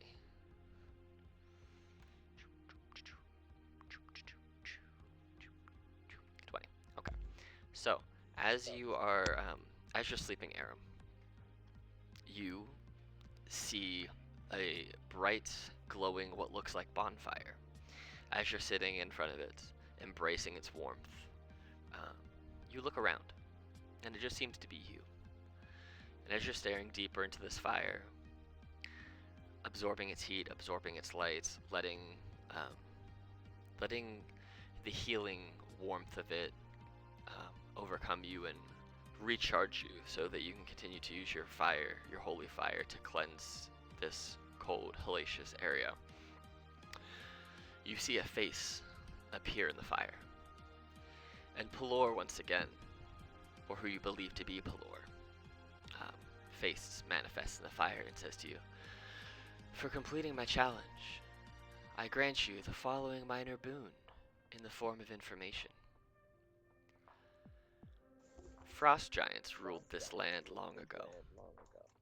Their leaders, the Jarls, would meet atop a hill to the western portion of Icewind Dale, not very far from where you are now, to settle their disputes. Their thrones still rest on that hill. There may be something of interest there." What are you? Are you saying that if I go over there, we can find something that can help with my quest? I will let you follow the path of your own. I merely give you the doors and you choose to walk through them or not. That is your call. I will not force your hand. I will merely provide you avenues to pursue. May I ask one thing, my god? They kind of wait a second and they nod. And, yes, my child. Where is the Frost Maiden? We must slay her to end this blight.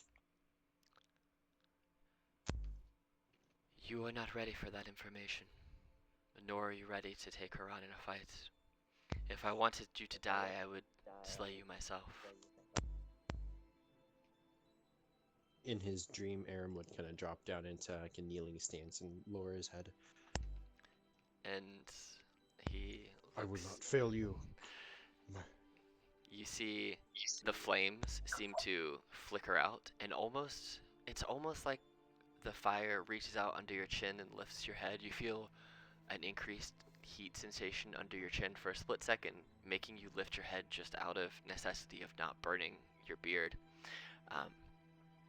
And the voice once again says, the second piece of information might not mean as much to you as it does to your companions, but I encourage you to share it with them. And together, you all may follow the threads of history of this frozen hell and learn that which has been forgotten. A burned red wizard, who murdered his help, discovered a buried tower full of secrets somewhere east of Lac Dinashir. He waits. He exhales and says, use this information wisely. I'll visit you again when the time is right. Go, and spread my light to the cold, dark nether regions of this world, and bring about the end to this winter. Aye, I'll begin with my companions. They could use it. And you see the fire, which had at that point grown into a raging bonfire, shrinks back down to that of a small campfire size until eventually it burns out, and the smoking cinders of the campfire seem to fade to black as you feel yourself falling back into the sleep. You wake up, the day has gone by, or the night has gone by uneventful, bar your experience, and everybody benefits from a long rest. That felt very much like a TMNT moment with Master Splinter.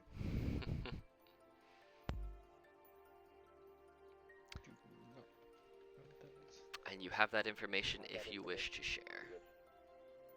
Yeah, I think Aram would wake up, and not being the smartest nor the wisest guy ever, he's going to try to hastily recount his dream and kind of what he learned before he forgets the details. Already he's kind of missing the directions and stuff, but he would tell them about how the area nearby was once ruled by what was it, frost giants? I don't know. I'm forgetting everything. But there's a place here. If we go there, we can discover important. Yeah. Can you look at the map and try to note down where it is, or do I have to roll? History check for him? And I will. 'Cause Here's what I'll do. I will just. He's got an 8 intelligence, so That's fine. Here's. Oh shoot, wrong button. So here I'll just copy and paste the information that he told you into chat. So this is what you can remember as soon as you wake up. This is like pretty much what you remember. But if you look at the map, let me transfer you guys over to the map. Bum bum bum bum bum bum bum. didn't share that was it. So you have a feeling, based on what he told you, that the seat of the giants is going to be, because he said west, but not far from where you are now. And so west of 10 towns, not far from where you are. Go ahead and, when they say Jarls, Mountain, go ahead and roll a history check. Because you might know. have some idea of giants and jarls and stuff like that. So 16. So that's good enough for you to remember that even though you're not necessarily from this region over here, you've traveled and you've been here your whole life basically. You've heard of the jarls. They are frost giants. They did rule this land a very long time ago. And you have heard, but you've never been there, because why would you go to the seat of frost giants by yourself? That is quite literally suicidal. You have heard that there's something in this general area here somewhere, that there's something with frost giants in this general area over here. You think. It kind of comes off of the river, right off the river split. So in this general area somewhere, there's something to do with like frost giant stuff. So we'll just do this. Boop. I'll just put it there as like a general. This is that general area that you know, and that's not a small area. That's a few miles square blocks. So that's a pretty sizable area. You've heard that there were giants in that portion, but you don't know exactly where, because like I said, you haven't been over there by yourself because you're not stupid. But then as far as the other thing that you've heard, the information, once you share the Red Wizard, you guys remember, you don't, Aram, it doesn't mean as much to you, like your god said, as it does to your compatriots. When they said Red Wizard, you remember in East Haven, when you saw him die, when you robbed the speaker, or the captain of the guard, and you took the great bag of tricks. And when they say east of Lake Dinishir, there's a lot of space there, so you might have to go and ask questions, but I will tell you that you're going to be looking generally in this space, because that's east, and he didn't say too far east, so you're going to be looking in that square for the second piece of information, and then the giants are over here somewhere. So yeah. I think if we're going to be headed up north towards the Sea of Moving Ice for that jail, maybe we can pass through the giant territory and try to see what we can find. Could hurt a bit. Okay. Well, after waking up, taking your long rest, benefiting from all of the benefits of long rest, spell slots, recharge. If you want to get more blood, you can do that. Oh yeah. Since you use yours. I mean, there's plenty of goblins. There are plenty of goblins. You guys benefit. You get your HP back, spell slots back, all your benefits of a long rest. You tear down your camp. You set off traveling. And upon our return, you will have the choice of moving towards where you've heard rumors of giants, or going somewhere else. But for now, that's where we will leave off. And until next time, we'll see you then.